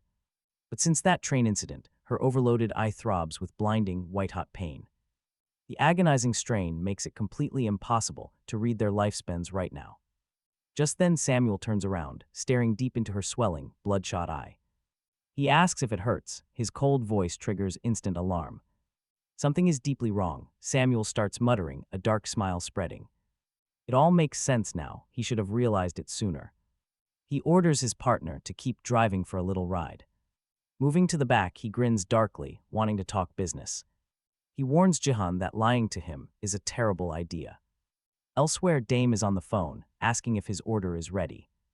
Once delivered, the woman on the other end gives him an address and a password to get inside the garage, the moment he pulls up to the spot. A pristine motorcycle is parked and waiting. Knowing his track record, she warns him not to wreck this ride, but Dame simply shrugs it off, telling her that collateral damage is completely out of his hands. Now, during Samuel's years seasoned detective, he had learned that a person's outer appearance tells a massive story, even if looks alone could never truly reveal what lies deep within. So looking at the suspect sitting before him, he had to wonder, was this just a regular guy who made one terrible mistake, or was he completely rotten to the core, hiding a monster that could never be saved? Honestly, nobody could answer that except him. Just a few days back, another cop showed him a live stream featuring Jiun, and Samuel recognized her instantly. She was the daughter of that infamous serial killer from 12 years ago. His colleague explained that the older man in the video was actually the father of one of her killer dad's victims. In the clip, the girl suddenly lunged at him to protect her friend. Naturally, Samuel played dumb when his partner suggested she might be linked to the suspect. Soon after that gang encounter, the two detectives realized the girl was incredibly sloppy, letting herself get caught on camera and leaving clear, distinct footprints all over the place. By his math, Jiun is just a high schooler, yet here she is, roaming the streets with a notorious murderer. Honestly, who wouldn't be curious?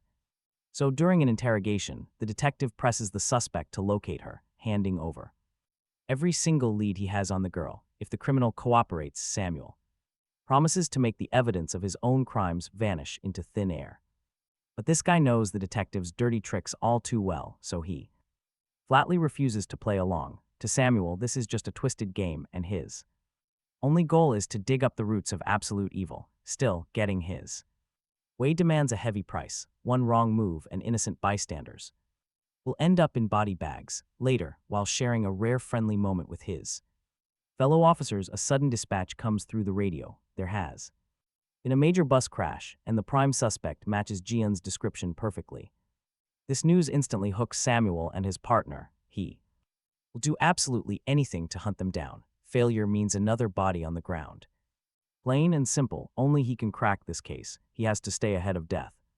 Or lose those closest to him forever. Sometime later, back in his vehicle, Samuel asks the quiet girl why her eyes look so bloodshot and painful, but as usual, she keeps her mouth shut. Samuel gently urges her to just be honest, with him reminding her that this is off the record, to help her along.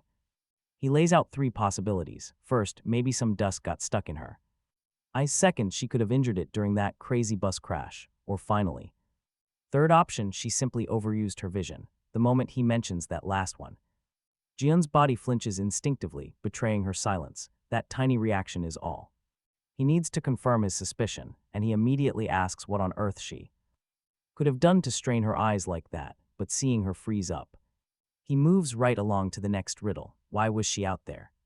Why did she spark that chaos on the bus and subway? First theory, she wanted to terrorize and kill innocent civilians. The second theory, she wanted to manufacture panic to halt the bus. Hearing these choices, Jiun struggled to formulate a response. She could not tell if these men were actual police officers. Her interrogator's true motive remained a mystery, but a heavy dread warned her that things would turn ugly the moment she spoke, met with silence. Samuel demands to know if she was actually plotting to slaughter those civilians, a fair assumption, considering he believed attempted murder was only her starting point. Still, Samuel tells her to stay calm, claiming she is not naturally evil, just someone who felt entirely unseen.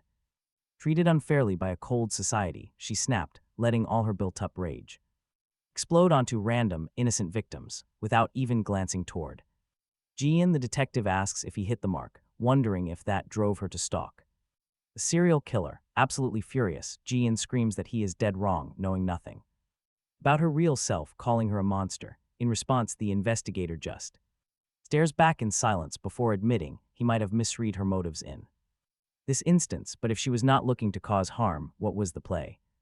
The only alternative is that she desperately tried to stop that bus. Samuel mumbles, realizing she must have known a disaster was looming. Something secret. Grinning with triumph, he demands to know her exact foresight. Maybe she knew the exact time or place of the crash, or even the number of murders someone was destined to commit, or perhaps she knew the exact moment a person was slated to die. Despite knowing this detective was a massive threat, she refused to back down. Refusing to make it easy, instead she asks what kind of numbers he can see. Once he reveals his numbers, she will share her secrets. She guesses that he knows a person's future prison sentence, or the crimes they are destined to commit, or even the number of lies they can tell. Talk about a complete turnaround. Samuel freezes, blindsided by Jiun's counter-question. As he struggles to process her words, a sudden fist shatters the glass, violently grabbing him by his collar. From the driver's seat, his panicked partner screams in terror. Looking down at Samuel, the serial killer remarks that it has been an incredibly long time since he saw such a high number, before asking what the detective's final wish is.